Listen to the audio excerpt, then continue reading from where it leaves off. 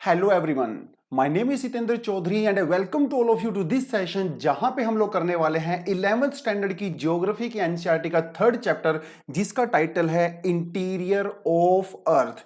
दोस्तों second chapter में पिछली एनसीईआरटी की क्लास में हम लोगों ने किया था एवोल्यूशन ऑफ अर्थ, जहां पे हम लोगों ने बिग बैंग से स्टार्ट किया था कि उसके बाद कैसे स्टार्स बने, कैसे इनिशियली एटम्स बने थे, नेबुला क्या होता है, अलग अलग थ्योरी के बारे में हम लोगों ने देखा था। चैम्बरलिन की थ्योरी के बारे में देखा था, हम लोगों ने रेड शिफ्ट के बारे में पढ़ा था, हम लोगों ने यह भी देखा था कि अर्थ कैसे बनता है, प्लैनेट्स कैसे बनते हैं, हमारा सोलर सिस्टम कैसे बना, मून कैसे बना। इन सारी बातों के बारे में हम लोगों ने पिछली क्लास में ठीक ठाक डिस्कशन कर लिया था।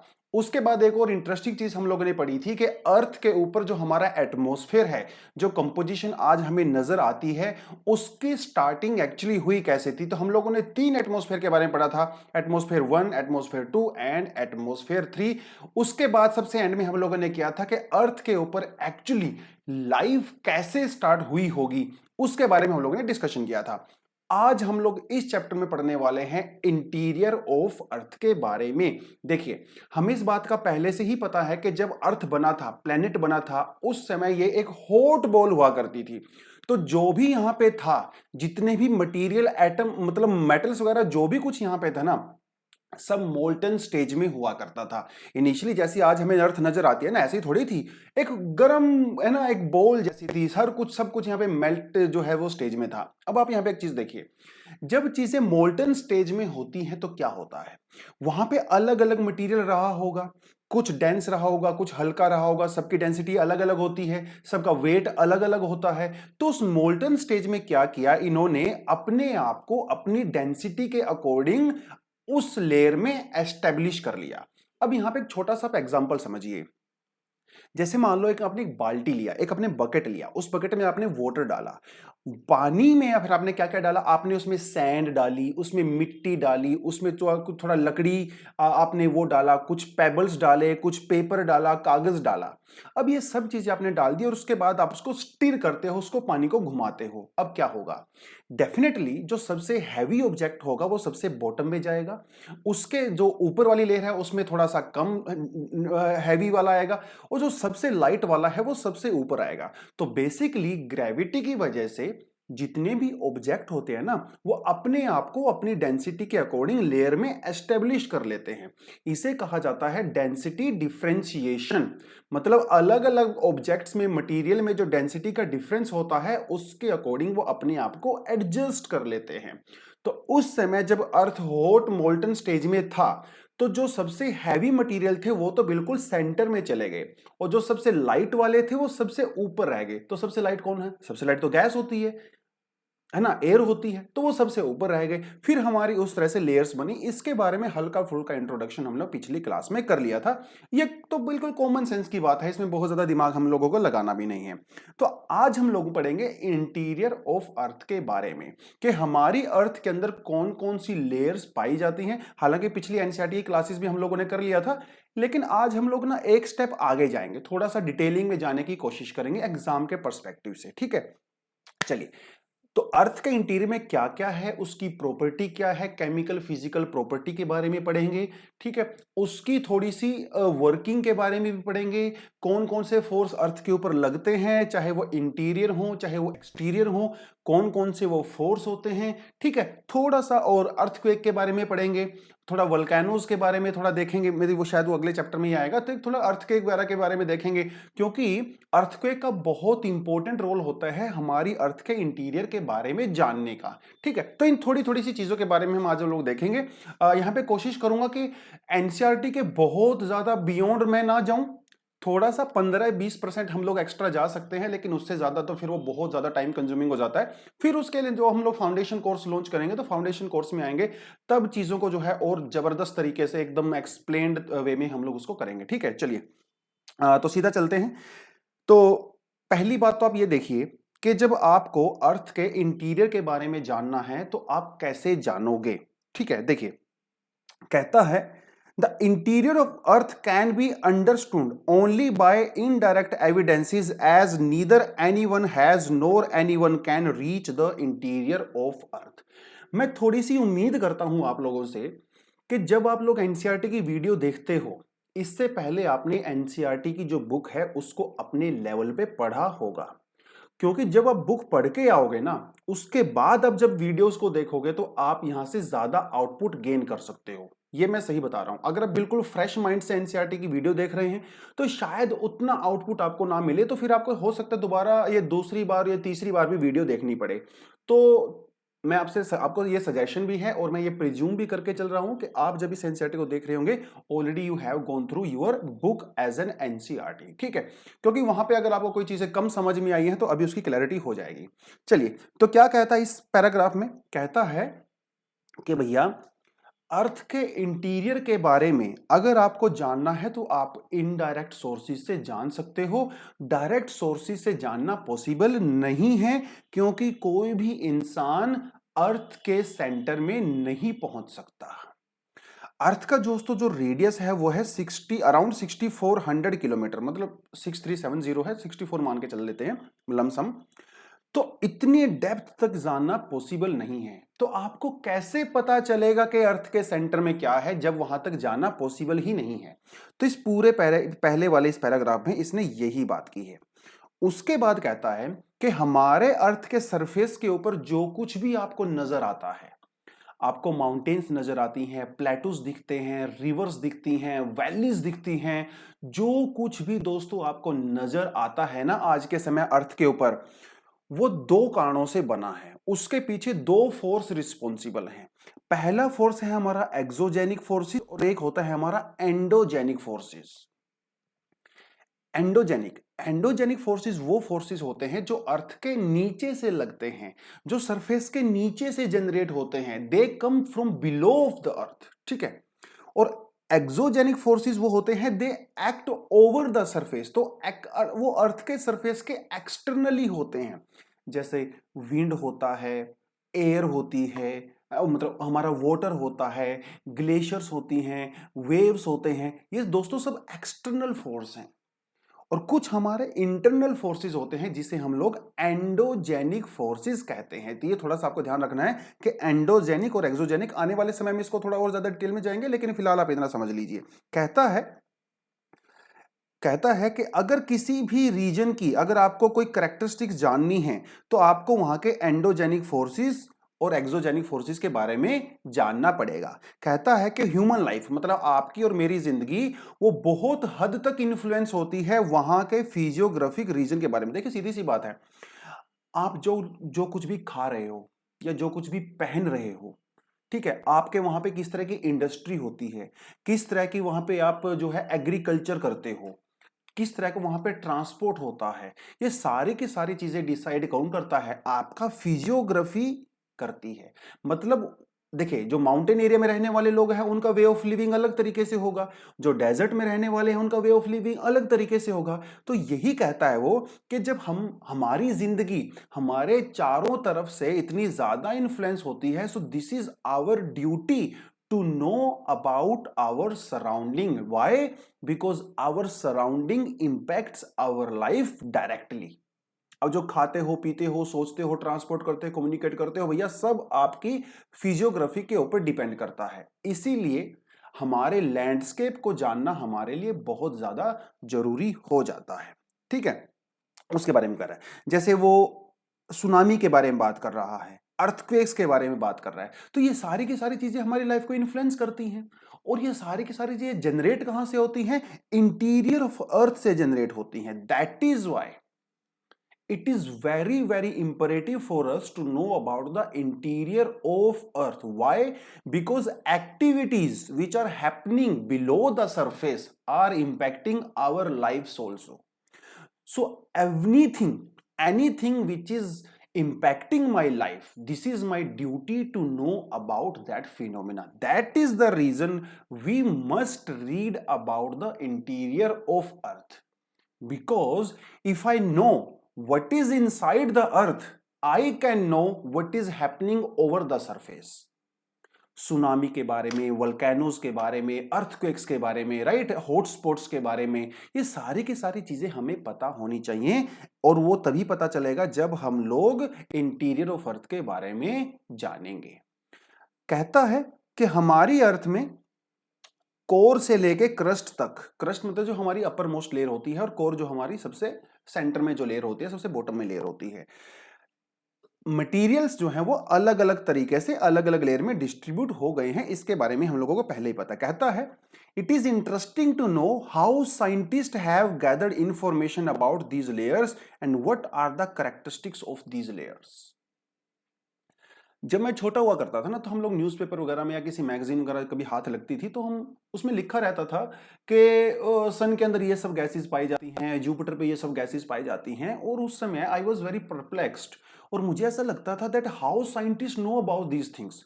देखो, साइंटिस्ट लोग वहां जाते तो नहीं है, उनको कैसे पता कि जुपिटर का मास क्या है, जुपिटर पे कौन सी गैस पाई जाती है, उसका सरफेस कैसा है। ये सुन के ना मुझे बड़ा ही आश्चर्य होता था जब मैं छोटा बचपन में हुआ करता था। उसी तरह का सरप्राइज मुझे तब हुआ जब पता चला कि अर्थ का इंटीरियर में जो है वो 6400 के किलोमीटर के लगभग है, और हमें सब पता है उसके बारे में।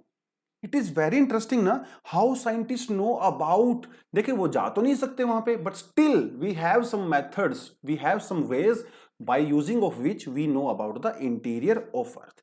अब देख लेते हैं कि साइंटिस्ट लोगों को ये इंफॉर्मेशन है वो कहां से मिलती है। भैया कोई तो देता होगा ना वो इंफॉर्मेशन, किसी कोई तो तरीका होगा। देखिए, अर्थ का जो दोस्तों रेडियस है दैट इज 6370 किलोमीटर। तो सीधी सी बात है, no one can reach the centre of earth and make observation और collect samples of the material, है ना। कोई सुपरमैन तो है नहीं कि अर्थ के कोर तक चला जाएगा और वहां से मटेरियल लेके आएगा, उसको हम लोग लेबोरेटरी में यहाँ पे जाके रिसर्च कर लेंगे, ऑब्जर्व कर लेंगे। ये तो पॉसिबल नहीं है। हालांकि हॉलीवुड में एक मूवी बनी है journey to the centre of earth, लेकिन वो सिर्फ मूवी है ना, वो साई फाई मूवी है। हो सकता है कि 200 400 500 साल में हम लोग कुछ ऐसी टेक्नोलॉजी डेवलप कर लें, दैट्स अ सेपरेट केस। लेकिन प्रेजेंट में, वर्तमान में हमारे पास कोई ऐसी टेक्नोलॉजी नहीं है कि हम लोग वहां जा सकें और उसके बारे में पता कर सकें। फिर भी हम लोगों को उसके बारे में पता है। वाई? बिकॉज हमारे पास कुछ सोर्स होते हैं। देखिए, कुछ सोर्स होते हैं हमारे पास, डायरेक्ट सोर्स होते हैं। देखिए, आपको मान लो माउंट एवरेस्ट के बारे में जानना है, तो सबसे बढ़िया तरीका क्या है माउंट एवरेस्ट के बारे में जानने में? अपना बैग पैक कीजिए, कपड़े बांधिए और वहां तक ट्रैकिंग करके जाइए। जब आप माउंट एवरेस्ट की चोटी पे पहुंचोगे, तब आपको माउंट एवरेस्ट के बारे में एकदम फर्स्ट हैंड एक्सपीरियंस मिलेगा, because you are the witness now. हर चीज आप देख सकते हो, रिसर्च कर सकते हो लेबोरेटरी वगैरह में। इसको बोलते हैं डायरेक्ट सोर्स। क्या बोलते हैं? Direct source. जब एक्चुअली आप वहां से जाते हो और इंफॉर्मेशन को कलेक्ट करते हो। इसी तरह अर्थ के इंटीरियर को जानने के लिए हमारे पास कुछ डायरेक्ट सोर्सेज होते हैं। देखिए, सबसे पहला सोर्सेज है माइनिंग। क्योंकि माइनिंग जब की जाती है तो फिर आप क्या करते हो? माइनिंग के आप तो नीचे जाते हो ना माइनिंग करने के लिए। मतलब कोल माइनिंग करनी है आपने, डायमंड माइनिंग करनी है, कोई भी डायमंड माइनिंग करनी है, किया जाता है। दुनिया में दोस्तों सबसे गहरी, सबसे डेप्थ वाली, डीपेस्ट जो माइंस पाई जाती हैं, वो पाई जाती हैं साउथ अफ्रीका में, गोल्ड माइंस। ठीक है, 3 से 4 किलोमीटर जो है डीप होती हैं ये। देखिए, ये आपको जो दिख रहा है ना लेफ्ट हैंड साइड में, ये है आपकी गोल्ड माइन जो साउथ अफ्रीका में है। 3 से 4 किलोमीटर गहरी होती है। लेकिन भैया जाना हमें 6400 किलोमीटर है और जा हम रहे हैं 3 से 4 किलोमीटर। ये कोई मजाक थोड़ी हो रहा है। ठीक है, तो इसका मतलब ये this is not sufficient for अस। देखिए, 3 4 5 किलोमीटर तो जानना वो काफी नहीं है ना हमारे लिए, हमें तो बहुत गहराई तक जाना है ना भैया। So this is not a sufficient way. ठीक है, तो इसको तो हम लोग वैसे ही ऑलमोस्ट यहाँ पे नेग्लेक्ट कर सकते हैं। लेकिन तरीका तो है ये भी इंटीरियर ऑफ अर्थ के जानने के। तो अगर एग्जाम में क्वेश्चन आ जाए that which of the following are the direct source to know about the interior of earth, तो उसमें आप माइनिंग डेफिनेटली वहां पे लिखोगे। ठीक है, दूसरा तरीका क्या हो सकता है? दूसरा तरीका ये हो सकता है कि आप जो है ड्रिलिंग कीजिए। ड्रिल कीजिए, जैसे आपके घर में होते हैं ना वो नल वगैरह लगाने के लिए, या खेत वगैरह में जो हम लोग ट्यूबवेल वगैरह लगाते हैं उसके लिए ड्रिलिंग करते हैं। तो एक तरीका ये हो सकता है कि बहुत ही ज्यादा गहरी ड्रिल कीजिए, इतना डीप ड्रिल कीजिए कि वो ड्रिल जो है हम लोग सेंटर तक पहुंचा सकें। लेकिन टेक्निकली वो भी पॉसिबल नहीं है। आज तक दुनिया में जो भी डीपेस्ट ड्रिल की गई है ना, वो 12-13 किलोमीटर से ज्यादा नहीं है। इसे किया जाता है कोला में। कोला कहां पे? आर्कटिक ओशन के अंदर पड़ता है। बेसिकली रशिया वशिया की टेरिटरी में उधर जाके पड़ता है। इसे कहा जाता है कोला माइंस। ठीक है, तो थोड़ा सा पिक्चर आपको दिखा देता हूं। देखिए, ये पिक्चर जो है यहाँ पे कोला माइंस की है। तो 12-13 किलोमीटर है। Is it sufficient for us to know about the interior of Earth? I don't think so. This is sufficient because 12-13 kilometre is nothing, है ना, एज कम्पेयर टू 6400 किलोमीटर। तो हमें तो भैया बहुत नीचे जाना है। तो ये तरीका भी मैं कह सकता हूं sir this is not satisfactory.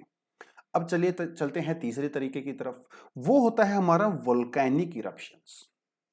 Volcanic eruptions देखिए, वोल्केनो से जो मैग्मा आता है, जो लावा बाहर की तरफ आता है, वो कहां से आता है भैया? वो आता है इंटीरियर ऑफ अर्थ से तो आता है, और काफी डीप से आता है, काफी डीप से आता है। बट इंटरेस्टिंगली 700 किलोमीटर से ज्यादा डीप से कभी भी वोल्केनिक इरप्शन नहीं होता। मतलब जो मैग्मा, जो लावा होता है, वो 700 किलोमीटर के बाद कभी भी जनरेट नहीं होता।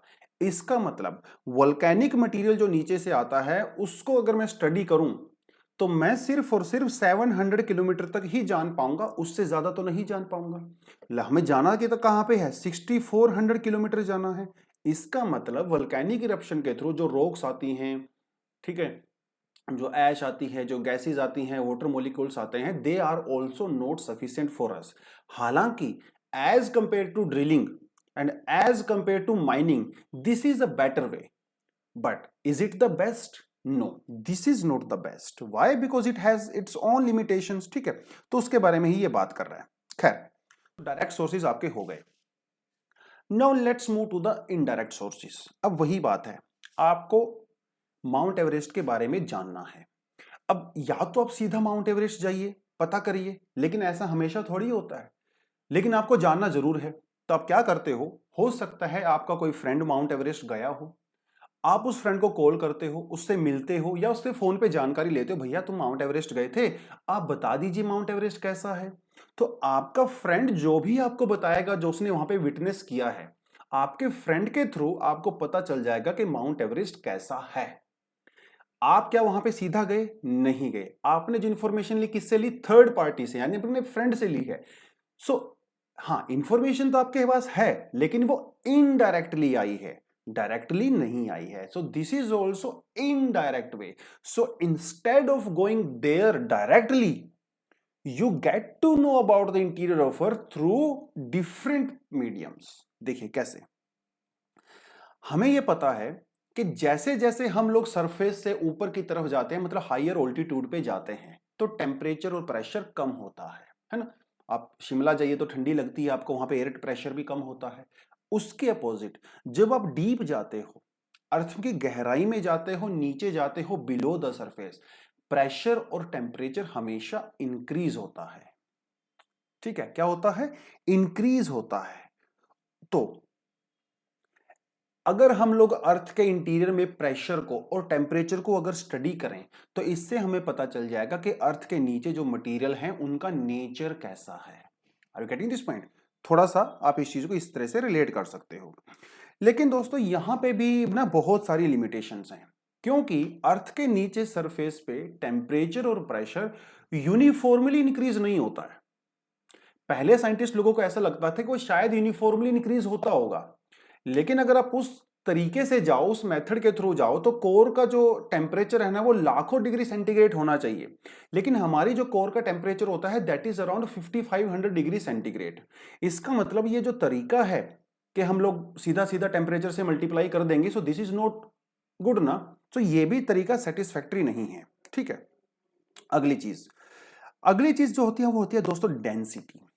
जैसे जैसे आप अर्थ के, बिकॉज हमें पता है कि जो सबसे हैवीएस्ट, जो डेंसेस्ट जो मटेरियल होते हैं वो तो सरफेस कोर पे होते हैं, और जब से लाइटेस्ट होते हैं वो सरफेस के ऊपर होते हैं। तो एक बहुत शानदार तरीका ये भी है कि आप मटेरियल की डेंसिटी को मेजर कीजिए।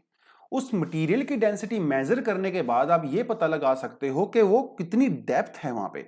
तो ये भी एक तरीका है, लेकिन ये भी सेटिस्फैक्टरी तरीका नहीं है, क्योंकि मटेरियल की डेंसिटी भी ना वो यूनिफॉर्मली है भैया, कहीं पे ज्यादा है कहीं पे कम है। ठीक है, तो ये भी एक बहुत बढ़िया तरीका यहाँ पे नजर नहीं आता है।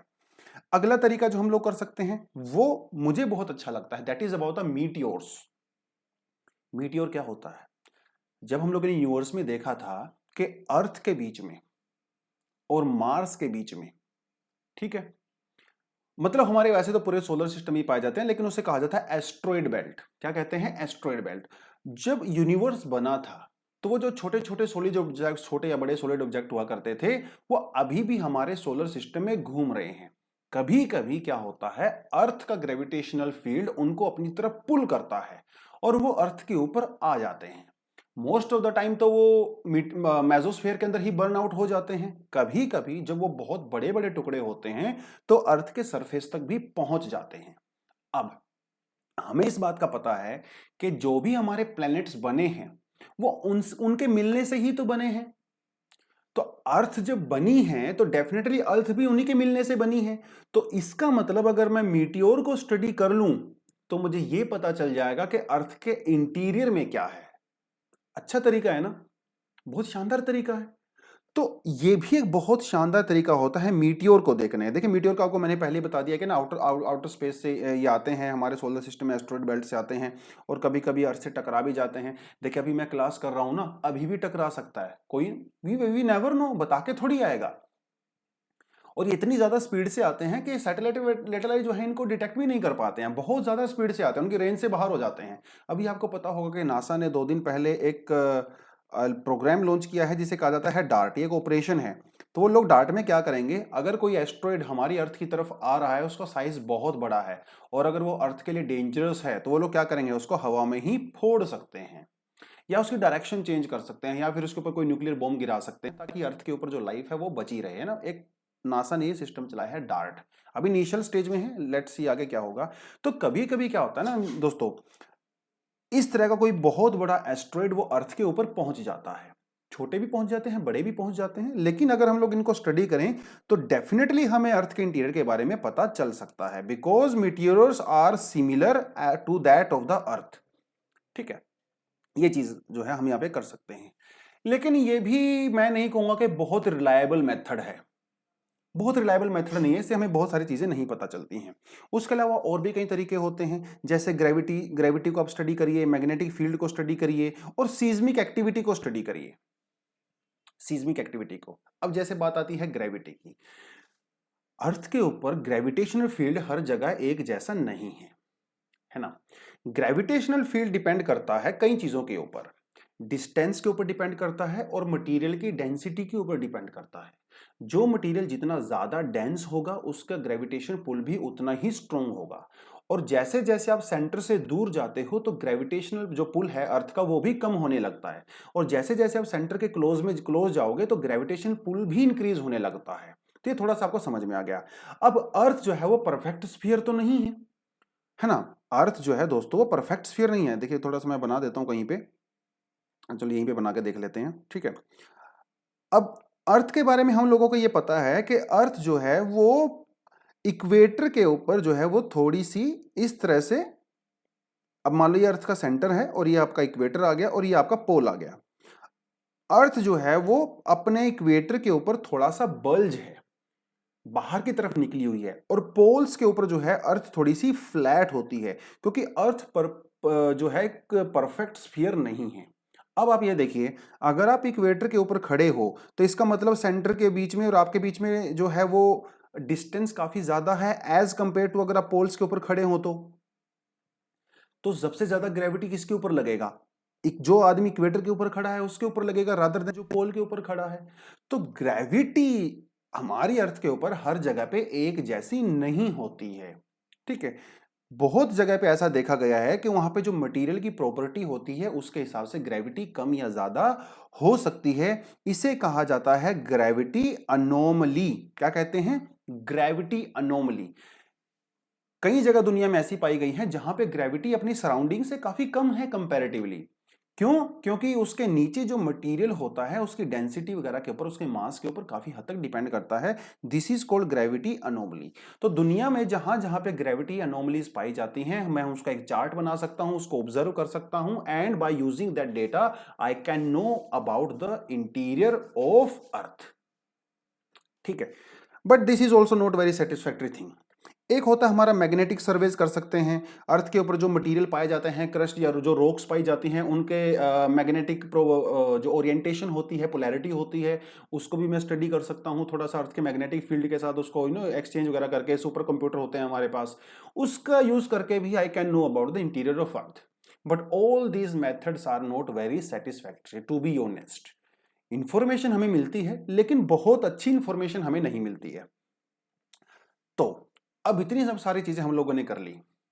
अब यहां पे वही माउंट एवरेस्ट वाला एग्जांपल की बात है।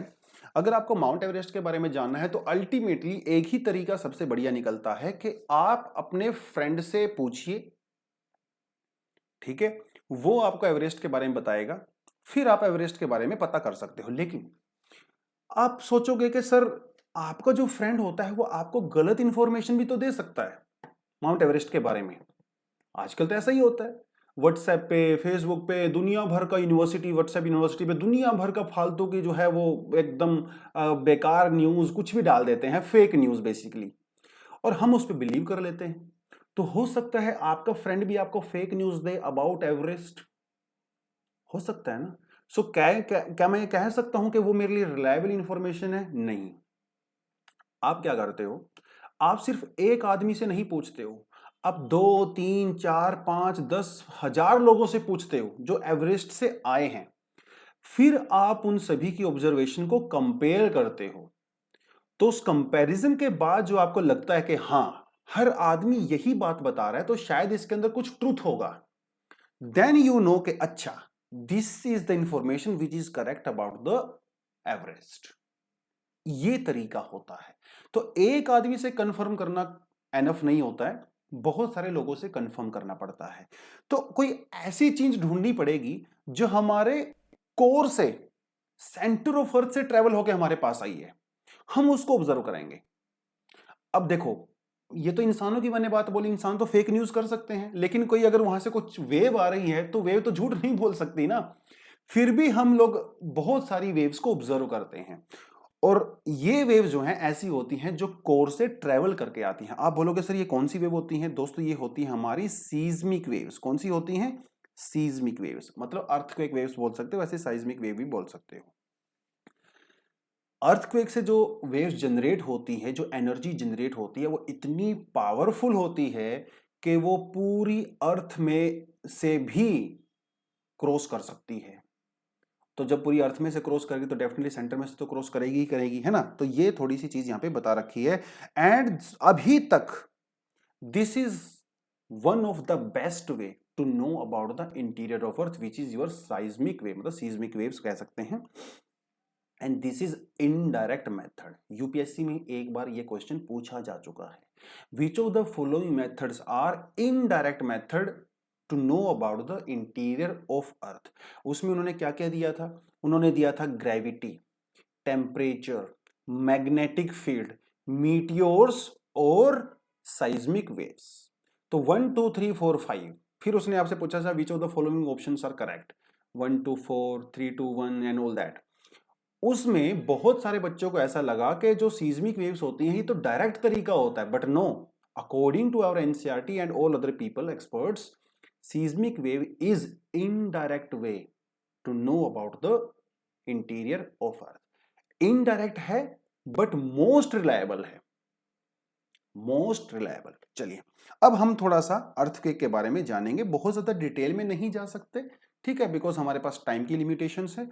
वो हम थोड़ा सा अपने अलग कोर्स में देखेंगे, फाउंडेशन कोर्स में। लेकिन जितना एनसीईआरटी में दिया है ये तो हमें पढ़ना ही पड़ेगा। देखिए तो अर्थक्वेक के बारे में थोड़ा सा जान लेते हैं।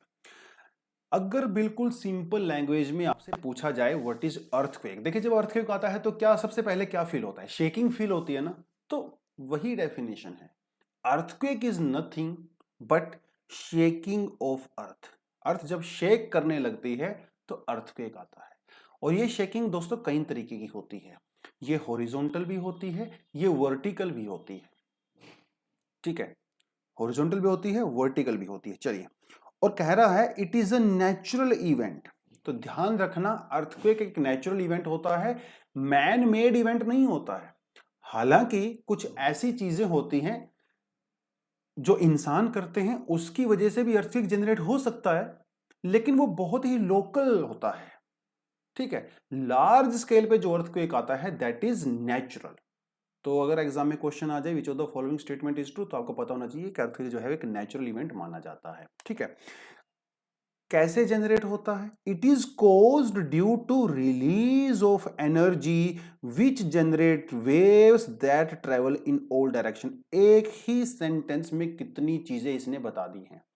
कहता है जब एनर्जी रिलीज होती है उससे वेव्स जनरेट होती हैं और यह वेव्स चारों दिशाओं में ट्रेवल करती हैं, मतलब 3 डायमेंशनल वेव्स होती हैं। ठीक है, देखिए थोड़ा सा दिखाता हूं, शायद मेरे पास पड़ा होगा। ठीक है, अब जैसे मान लो ये आपका अर्थ है, ये आपकी जो है, और यहां पे किसी पॉइंट से एनर्जी रिलीज हुआ, और जब ये एनर्जी रिलीज हुआ दोस्तों ये चारों तरफ जाता है। अब एनर्जी कैसे ट्रेवल करती है? एनर्जी तो वेव्स के थ्रू ही ट्रेवल करती है।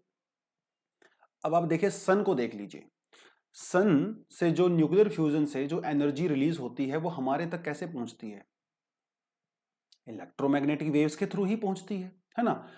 जो मैं बात कर रहा हूं, मेरे से जो साउंड एनर्जी निकल रही है, ठीक है, यह साउंड एनर्जी माइक तक जा रही है और माइक से फिर वो कंप्यूटर में जा रही है। तो कैसे ट्रेवल कर रही है? ये भी वेव्स के थ्रू ही तो ट्रेवल कर रही है, साउंड वेव्स। ठीक है, सर्दियों में जब आप आग जलाते हो और आप आग से दूर खड़े होते हो तो उस आग से आप तक हीट एनर्जी कैसे पहुंचती है? आपके हाथ गर्म हो जाते हैं, आप भी गर्म हो जाते हो, वेव्स के थ्रू ही तो जाती है ना। तो दोस्तों वेव्स के थ्रू एनर्जी ट्रेवल करती है, ये आप समझ लीजिए।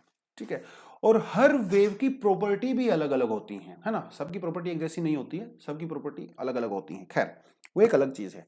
तो कहता है कि जो अर्थक्वेक होता है, यानी कि जो शेकिंग होती है, वो एनर्जी के रिलीज होने से होती है। एनर्जी जब रिलीज होती है तो वेव्स चारों दिशाओं में चलती हैं। ठीक है, जिसकी वजह से हमें शेकिंग फील होता है। फिलहाल आप इतना समझ लीजिए क्योंकि इस सेंटेंस में इतना ही बताया गया है, थोड़ा सा आगे जाके और देखेंगे। अब कहता है why does the earth shake. अब अर्थ शेक क्यों करती है? देखिए एक तो चीज हमें समझ में आ गया कि वो एनर्जी की वजह से करती है। कहता है a fault is a sharp break in the crustal rocks. Crust का मतलब होता है जो हमारी आउटर मोस्ट लेयर होती है। अब वहां पे ये ओशियनिक क्रस्ट की बात भी कर रहा है, कॉन्टिनेंटल क्रस्ट की बात भी कर रहा है। इसको थोड़ा सा हम लोग आगे जाके देखेंगे।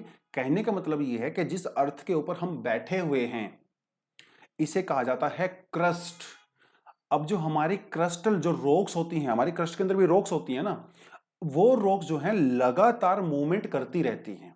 उस मूवमेंट की वजह से उनके अंदर एनर्जी होती है।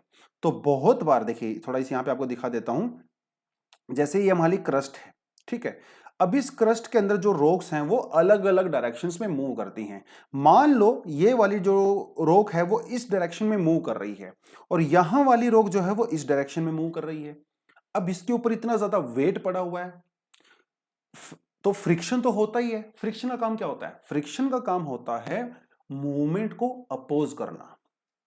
ठीक है, एक्सेलरेशन को, मूवमेंट को अपोज करना। तो होता क्या है दोस्तों, ये जब दोनों की दोनों प्लेट्स इस तरह से जाती हैं एक दूसरे के ऊपर तो फ्रिक्शन की वजह से ये लॉक हो जाती हैं। क्योंकि इनका जो सरफेस होता है वो ऐसे प्लेन थोड़ी होता है, उबड़ खाबड़ होता है ना, तो जिसकी वजह से इनके अंदर लॉकिंग हो जाती है इस तरह से। तो दूसरे से जैसे से दूर जा रही हैं तो इस तरह से लॉक हो जाता है। लेकिन लॉक तो हो गया, क्या ये लॉक हमेशा रहेगा? नहीं, एक दिन तो ऐसा आएगा ना जब ये लॉक टूटेगा। और दोस्तों जिस दिन ये लॉक टूटेगा ना तो उस पॉइंट से बहुत ही ज्यादा huge amount of energy release होगा।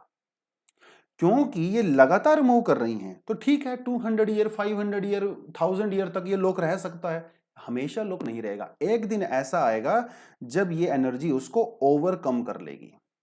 ठीक है, इसे कहा जाता है फॉल्ट। क्या कहते हैं? फॉल्ट। तो ये जो क्रैक यहां पे पड़ा हुआ है ना, ये जो आप देख रहे हो, मतलब ये जो लाइन है, this is called the fault. ठीक है, कहता है rocks along the fault tend to move in opposite direction. तो फॉल्ट जो होता है, जो क्रैक बेसिकली जो अभी दिखाया आपको फॉल्ट, वहां पे जो रॉक्स होती हैं वो अपोजिट डायरेक्शन में मूव करने की कोशिश करती हैं।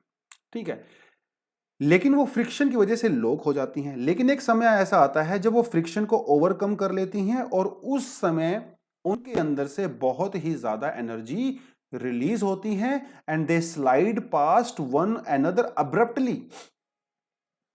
ग्रेजुअली नहीं कर रहा है, अब्रप्टली कर रहा है।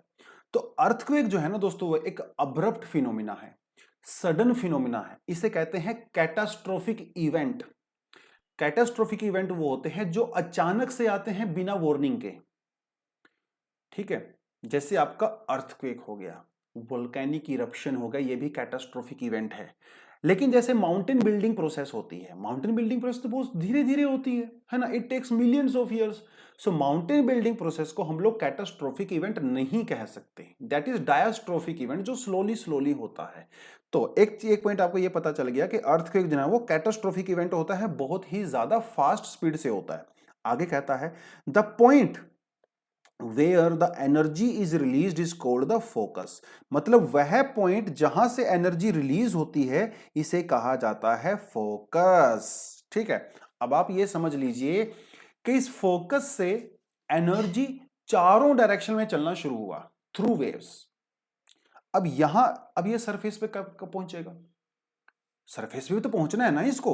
देखिए 90% से ज्यादा केस में जब एनर्जी फोकस से चारों तरफ जाती है तो वो धीरे धीरे उसकी पावर कम हो जाती है। देखिए सीधी सी बात है, जितना वेव ट्रेवल करेगी उतना ही ज्यादा उसकी एनर्जी खत्म होती चली जाएगी, है ना। आप सोच के देखिए, मान लो मैं यहाँ बैठा हुआ हूं और आप जस्ट मेरे बगल में बैठे हुए हो, तो मैं आपसे कुछ बात करता हूँ, आपको क्लियरली सुनाई देता है क्योंकि मेरी जो साउंड वेव की एनर्जी है वो काफी है।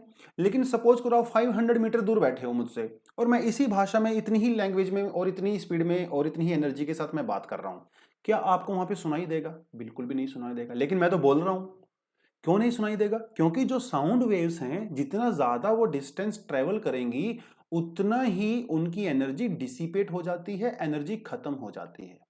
तो मोस्ट ऑफ द टाइम ये फोकस से जब एनर्जी चलती है तो वो सरफेस तक नहीं पहुंच पाती है, वो नीचे ही बिलो द सरफेस वो डाई डाउन हो जाती है।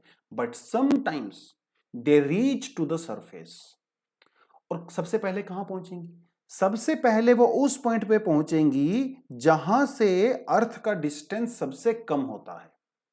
सीधी सी बात है, वहीं पे तो जाएंगी, है ना। अब वो चारों दिशाओं में जाना उसने शुरू किया तो सबसे पहले तो वही जाएंगे ना जो नियरेस्ट पॉइंट होगा। और जो दोस्तों सरफेस के ऊपर नियरेस्ट पॉइंट होता है ना, उसे कहा जाता है epic centre, nearest point two the focus. तो एपिक सेंटर के बीच में और फोकस के बीच में सबसे कम डिस्टेंस होता है, and this is the point where we receive seismic waves for the first time. इसे कहा जाता है एपिक सेंटर, याद रहेगा, एपिक सेंटर। जैसे ओल्ड राजेंद्र नगर को कई बार लोग ऐसा बोलते हैं कि old Rajendra Nagar is the epicentre of civil services coaching, क्योंकि मोस्टली कोचिंग इंस्टीट्यूट जो है वो यहाँ पे एस्टेब्लिश है, ठीक है। So this is the epic centre also, ठीक है। तो फोकस हो गया हमारा। फोकस को जो है आप हाइपोसेंटर भी कह सकते हो, this is also called hypocentre. उसके बाद जो एपिक सेंटर के बारे में आपको बता ही दिया, this is the point where we experience the waves for the first time, ठीक है। ये थोड़ा आपको मैंने बता दिया। अब थोड़ा सा देख लेते हैं इन वेव्स के बारे में। अब ये जो फोकस से दोस्तों वेव्स निकलती हैं वो कोई एक तरह की वेव नहीं होती है, कई तरह की वेव्स होती हैं, ठीक है। थोड़ा सा आपको पहले हल्का सा बता देता हूं, फिर उसके बाद हम लोग थोड़ा सा डिटेलिंग में जा सकते हैं, ठीक है। देखिए अब ये मान लो अर्थ का सरफेस है और यहां पे किसी पॉइंट से ये हमारा फोकस पॉइंट है, ठीक है। और ये हमारा यहां पे आ गया एपिक सेंटर, और आप जो है वो एपिक सेंटर के ऊपर खड़े हुए हो। तो यहां से कोई फोल्ड था, वहां पे एनर्जी जनरेट हुई और यहां से इस डायरेक्शन में, इस डायरेक्शन में, हर डायरेक्शन में इन वेव्स ने चलना शुरू किया, ठीक है। तो चलना शुरू किया। अब जरूरी नहीं है कि सारी की सारी वेव जो है सरफेस के ऊपर पहुंच जाएंगी, हो सकता है कुछ जो है बिल्कुल जल्दी खत्म हो जाए, कुछ एक आधी पहुंच भी सकती है ना, ठीक है, वो एक अलग बात है। अब जब तक ये वेव्स सरफेस के नीचे हैं हमें कुछ भी फील नहीं होता। अगर आप यहां पे खड़े हो या बिल्डिंग्स यहां पे हैं, जो भी है, ठीक है, we will not experience any shaking, not at all. देखिए अर्थ के नीचे क्या हो रहा है उसे हमें शेकिंग फील नहीं होगा, लेकिन खुदा ना खास्ता जब ये वेव सरफेस तक पहुंच जाती हैं तब हमें शेकिंग फील होती है। तब हम कहते हैं कि भैया अर्थक्वेक आ गया है। तो हमारे यहां पे दो तरह की वेव्स होती हैं। पहली वेव वो होती हैं जो अर्थ के इंटीरियर में चलती हैं फ्रॉम द फोकस, इन्हें कहा जाता है, क्या कहते हैं, इन्हें कहते हैं बॉडी वेव्स। यही बॉडी वेव्स जब एपिक सेंटर से यानी कि सरफेस से टकराती हैं उसके बाद इनकी प्रॉपर्टी चेंज हो जाती है और ये फिर सरफेस के ऊपर दौड़ती हैं और इनके रास्ते में जो भी आता है ना वो शेक करने लगता है और हमें अर्थक्वेक फील होता है। ये जो सरफेस के ऊपर चलती हैं इन्हें कहा जाता है सरफेस वेव्स। तो क्वेश्चन है यहां पे और आंसर भी है कि जो बॉडी वेव्स होती है ना दोस्तों, वो कभी भी अर्थक्वेक के लिए रिस्पॉन्सिबल नहीं होती हैं। अर्थक्वेक हमेशा सरफेस वेव्स की वजह से आता है और सरफेस वेव्स वो वेव होती हैं जब वो सरफेस के ऊपर पहुंच जाती हैं। वैसे जब वो नीचे चलती हैं तो उनको बॉडी वेव्स कहते हैं, because they travel through the body. ठीक है, सो ये थोड़ा सा आपको समझ में आ गया। चलिए अब बात करते हैं अर्थक्वेक वेव्स के बारे में। कहता है all natural earthquakes take place in the lithosphere. ये पॉइंट जो है आप इस पे स्टार लगा लीजिए। दुनिया के जितने भी अर्थक्वेक हैं वो सभी के सभी लिथोस्फीयर में जनरेट होते हैं, मतलब वो कभी भी एस्थेनोस्फीयर में जनरेट नहीं हो सकते, ना ही वो कभी कोर में जनरेट हो सकते, हमेशा आपके लिथोस्फीयर में ही जनरेट होते हैं। लिथोस्फीयर क्या बीमारी है? जो हमारी क्रस्ट होती है, ठीक है, जिसके ऊपर हम बैठे हुए हैं, और हमारी जो अपर मेंटल होती है, सबसे ऊपर की जो मेंटल होती है, उन दोनों के मिलने से बनता है लिथोस्फीयर। थोड़ा सा आपको बताऊंगा। बेसिकली आप ये कह सकते हो कि हमारी अर्थ की जो पहली लेयर होती है, जो बहुत सॉलिड होती है, ब्रिटल होती है, उस सॉलिड लेयर को कहते हैं लिथोस्फीयर। आपके जो अर्थक्वेक होते हैं वो हमेशा हमेशा लिथोस्फीयर में ही जनरेट होते हैं और लिथोस्फीयर की जो मैक्सिमम डेप्थ होती है वो होती है 200 किलोमीटर। इसका मतलब ये हुआ कि आपके जो अर्थक्वेक हैं वो 200 किलोमीटर से ज्यादा हार्डली जनरेट होते होंगे। Most of them are limited only in the lithosphere. ठीक है, लेयर्स के बारे में अभी जो है हम थोड़ा सा अभी नहीं पढ़ेंगे। ठीक है, लेयर्स के बारे में जो है इस चैप्टर के थोड़ा बाद में पढ़ेंगे, तब आपको थोड़ा सा समझ में आ जाएगा, लेकिन अभी के लिए इतना ही समझ लीजिए। तो लिथोस्फीयर जो है वो 200 किलोमीटर का मैंने आपको बता ही दिया है। अब ये जब वेव्स आती हैं हमें कैसे पता लगता है कि वेव्स आ गई हैं? देखिए, एक सीज्मोग्राफ जो है हमारे पास एक इंस्ट्रूमेंट होता है जो उसको रिकॉर्ड करता है।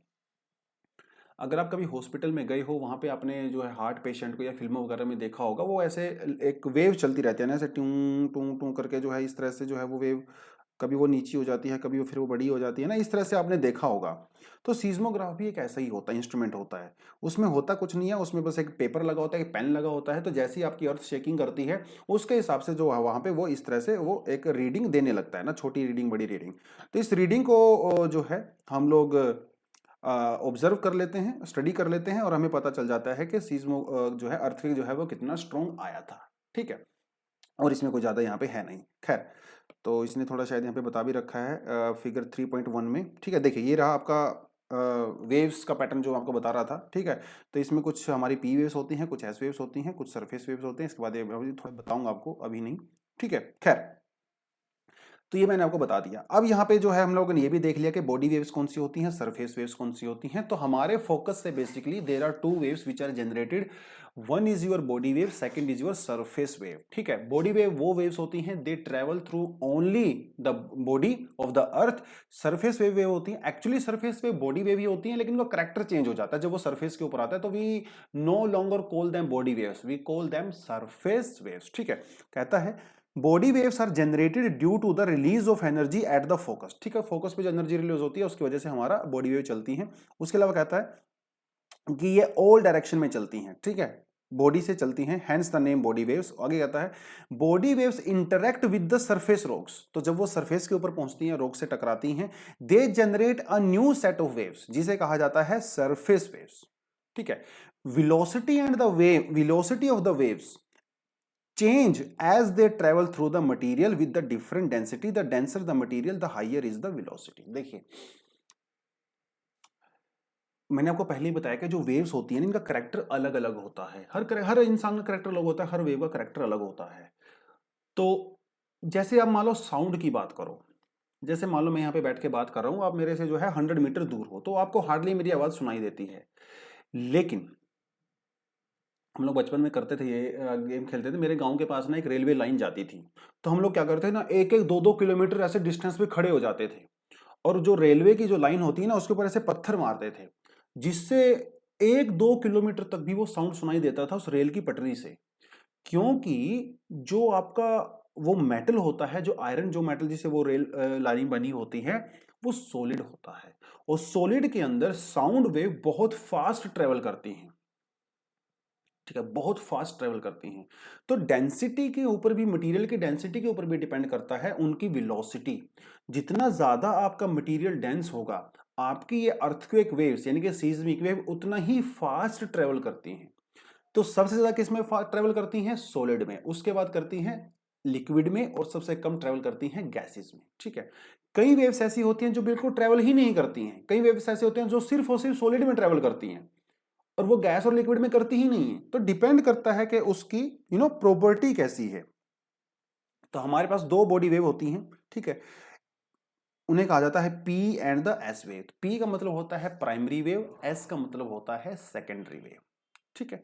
दोनों बॉडी वेव हैं, ध्यान रखना है, यानी कि हमारी ये अर्थ की जो है बॉडी में से, तो हम प्राइमरी एंड सेकेंडरी, अब इन दोनों की कैरेक्टरिस्टिक अलग अलग है, हालांकि सोर्स एक ही है, सोर्स तो एक ही है, कैरेक्टरिस्टिक्स अलग अलग हैं। जैसे स्टूडेंट, जैसे एक स्कूल तो एक ही होता है, उस स्कूल में से हजारों बच्चे निकलते हैं, हर बच्चे की कैरेक्टरिस्टिक्स अलग अलग हैं, स्कूल एक ही है, जनरेशन एक ही है, ठीक है। एक माँ की कोख से जो है दो बच्चे पैदा होते हैं, दोनों का कैरेक्टर अलग अलग है, लेकिन सोर्स एक ही है, ठीक है। तो इसी तरह से फोकस जो है वो सोर्स है, लेकिन इन दोनों की कैरेक्टरिस्टिक्स अलग अलग होती हैं, पी वेव की और एस वेव की, ठीक है। बहुत ज्यादा डिटेल में नहीं जाएंगे, लेकिन हल्का फुल्का आपको बता दूंगा कि जो पी वेव होती है ना दोस्तों, वो फास्ट ट्रेवल करती हैं as compare to S waves. मतलब पी वेव की जो स्पीड है वो एस वेव के कंपैरिजन में ज्यादा तेज होती है, ठीक है। पी वेव जो है हमारी साउंड वेव की जैसी होती है। तो साउंड वेव को मैंने बताया कि ये सॉलिड में से ज्यादा फास्ट तरीके से ट्रेवल करती हैं, फिर ये लिक्विड में से करती हैं, फिर एयर में से करती हैं। तो P waves are just like your sound waves, ठीक है। पी वेव की कैरेक्टरिस्टिक्स ये होती है कि वो गैस में से भी ट्रेवल कर सकती है, लिक्विड में से भी ट्रेवल कर सकती है, और सॉलिड मटेरियल में से भी ट्रेवल कर सकती है। ये इसकी बहुत जबरदस्त प्रॉपर्टी होती है, ठीक है। अब चलिए, कहता है S wave arrive at the surface with some time lag, मतलब पहले एस वेव पहुंचती है, उसके बाद पहले पी वेव पहुंचती है, उसके बाद एस वेव पहुंचती है, थोड़ा सा 1-2 सेकंड के बाद पहुंचती वो भी है, लेकिन थोड़ा सा लेट पहुंचती है। एस वेव को कहा जाता है सेकेंडरी वेव, ठीक है। एस वेव की जो सबसे इंपॉर्टेंट कैरेक्टरिस्टिक्स है वो ये होती है कि they travel only through the solid material. S waves do not travel through liquid, they do not travel through the gases. S wave और पी वेव साइंटिस्ट लोगों के लिए बहुत इंपॉर्टेंट होती है to know about the structure of earth, ठीक है। अब देखिए, वैसे तो एनसीईआरटी में इसको एक्सप्लेन नहीं किया गया है, फिर भी थोड़ा सा मैं आपको बता देता हूं इसके बारे में। देखिए, थोड़ा टाइम लग सकता है, लेकिन थोड़ा सा ध्यान से देखोगे तो फिर कोई दिक्कत नहीं है। देखिए, चलिए ब्लैक कलर ले लेते हैं। अब ये है आपकी अर्थ, ठीक है, और यहां पे है आपकी कोर, और ये भी आपकी कोर है। तो ये है आपकी आउटर कोर, और ये है आपकी इनर कोर, ठीक है। आउटर कोर का नेचर कैसा होता है? लिक्विड होता है। इनर कोर का नेचर कैसा होता है दोस्तों? सॉलिड होता है। और ये ऊपर आपकी मेंटल होगी, मेंटल भी आपकी जो है वो सॉलिड होती है, ठीक है। स्टेनोस्फीयर, क्रस्ट व्रस्ट, वो सारे अलग चीजें हैं, थोड़ा थोड़ा फर्क होता है। जो लिथोस्फीयर होती है बहुत सॉलिड होती है, फिर स्टेनोस्फीयर होता है, करेंगे थोड़ा सा उसको हम लोग, वो डिस्कशन अलग से रखेंगे। अभी यहाँ पे हम लोग सिर्फ और सिर्फ यहाँ पे करेक्टर की बात करते हैं। तो एस वेव हम लोग लेते हैं एग्जांपल के तौर पे। एस वेव का करेक्टर क्या होता है? दे ट्रेवल ओनली थ्रू सॉलिड। अब देखिए, मान लो यहां पे कोई फोकस पॉइंट है, अर्थक्वेक यहां से जनरेट हुआ। अब अर्थ से पी वेव भी निकलेंगी, एस वेव भी निकलेंगी। तो पी वेव को तो कोई दिक्कत ही नहीं है, उसको तो छोड़ दीजिए आप। बात करते हैं एस वेव की। तो एस वेव ने यहां से चलना शुरू किया,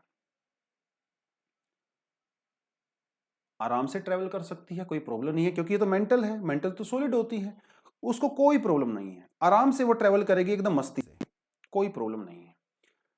लेकिन जैसे ही वो आउटर कोर में एंट्री करने की कोशिश करेगी, आपकी एस वेव कंप्लीटली खत्म हो जाएगी, क्योंकि they can not travel through the liquid. तो वो बेचारी कोशिश तो करती हैं, लेकिन उसके थ्रू ट्रेवल नहीं कर पाती हैं। तो वो क्या करेंगी? आपकी जो आउटर कोर की बाउंड्री होती है, यहीं से ट्रेवल करेंगी। इसके बियॉन्ड आपको एस वेव मिलेंगी ही नहीं।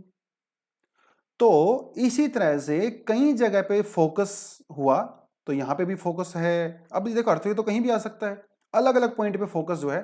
तो साइंटिस्ट लोगों ने एक चीज नोटिस की by using the S wave कि भैया कुछ भी हो, अर्थ के सेंटर में एक जगह ऐसी है जो लिक्विड नेचर की है, क्योंकि वहां से एस वेव ट्रेवल ही नहीं करती। तो एस वेव की कैरेक्टरिस्टिक से ही यह पता चला कि हमारी आउटर कोर लिक्विड नेचर की है। ठीक है, तो यही तो बात हम लोग कर रहे थे कि जो सीस्मिक वेव्स होती हैं they are the best method to know about the interior of earth. तो इस तरह से एस वेव ने हमें बताया कि कैसे आपकी आउटर कोर वो लिक्विड नेचर की होती है, because S wave can not travel through the outer core. अब देखो इनर कोर तक तो पहुंच ही नहीं पाएगी, वो तो छोड़ ही दीजिए आप, इनर कोर तक पहुंचने का सवाल ही पैदा नहीं होता जब वो आउटर कोर पे ही खत्म हो गई है बेचारी, है ना। So this is how these seismic waves help us to know about the interior of earth. ठीक है, थोड़ा सा मैंने आपको आइडिया दे दिया है कि इसके अंदर हल्का फुल्का आइडिया दिया गया था। खैर, अब आप बोलोगे सर ये स्ट्रेट लाइन में क्यों नहीं है ना, वो ऐसे स्ट्रेट लाइन में क्यों नहीं, ऐसे स्ट्रेट लाइन में क्यों नहीं?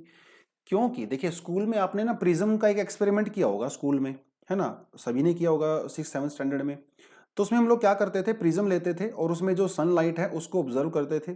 तो होता क्या था, जैसे मान लो ये प्रिज्म होता है, तो यहाँ से जो सनलाइट आती है इस तरह से, तो जैसे ही वो प्रिज्म के अंदर एंट्री करती है तो उसका पाथ चेंज हो जाता है और फिर से उसका जो है वो पाथ चेंज हो जाता है, क्योंकि यहाँ पे जो एयर होती है इसका मीडियम अलग होता है, सॉलिड का मीडियम अलग होता है और फिर से एयर का मीडियम अलग होता है। तो जैसे जैसे दोस्तों डेंसिटी चेंज होती है ना, rare to denser and denser to rare, उसी तरह से आपकी जो सनलाइट थी, जो रेज थी, उसका पाथ भी चेंज हो जाता है। इन अ सिमिलर वे आपकी जो वेव्स होती हैं, चाहे वो पी वेव हो चाहे वो एस वेव हो, they can not travel through in a straight linear direction because of the changing nature of the density of the material. मतलब वो जिस मटेरियल से ट्रेवल कर रही हैं उस मटेरियल की डेंसिटी चेंज होती रहती है, और बिकॉज उसकी डेंसिटी चेंज होती है इसी वजह से इनकी डायरेक्शन भी चेंज होती रहती है। तो इसीलिए वो स्ट्रेट लाइन में ना जाके ऐसे कर्व पाथ में जाती हैं। ठीक है, हल्की फुल्की क्वेरी आपकी मैं सोल्व कर रहा हूँ अचानक से, क्योंकि क्लास में ये क्वेश्चन बच्चे बहुत मोस्टली पूछ लेते हैं।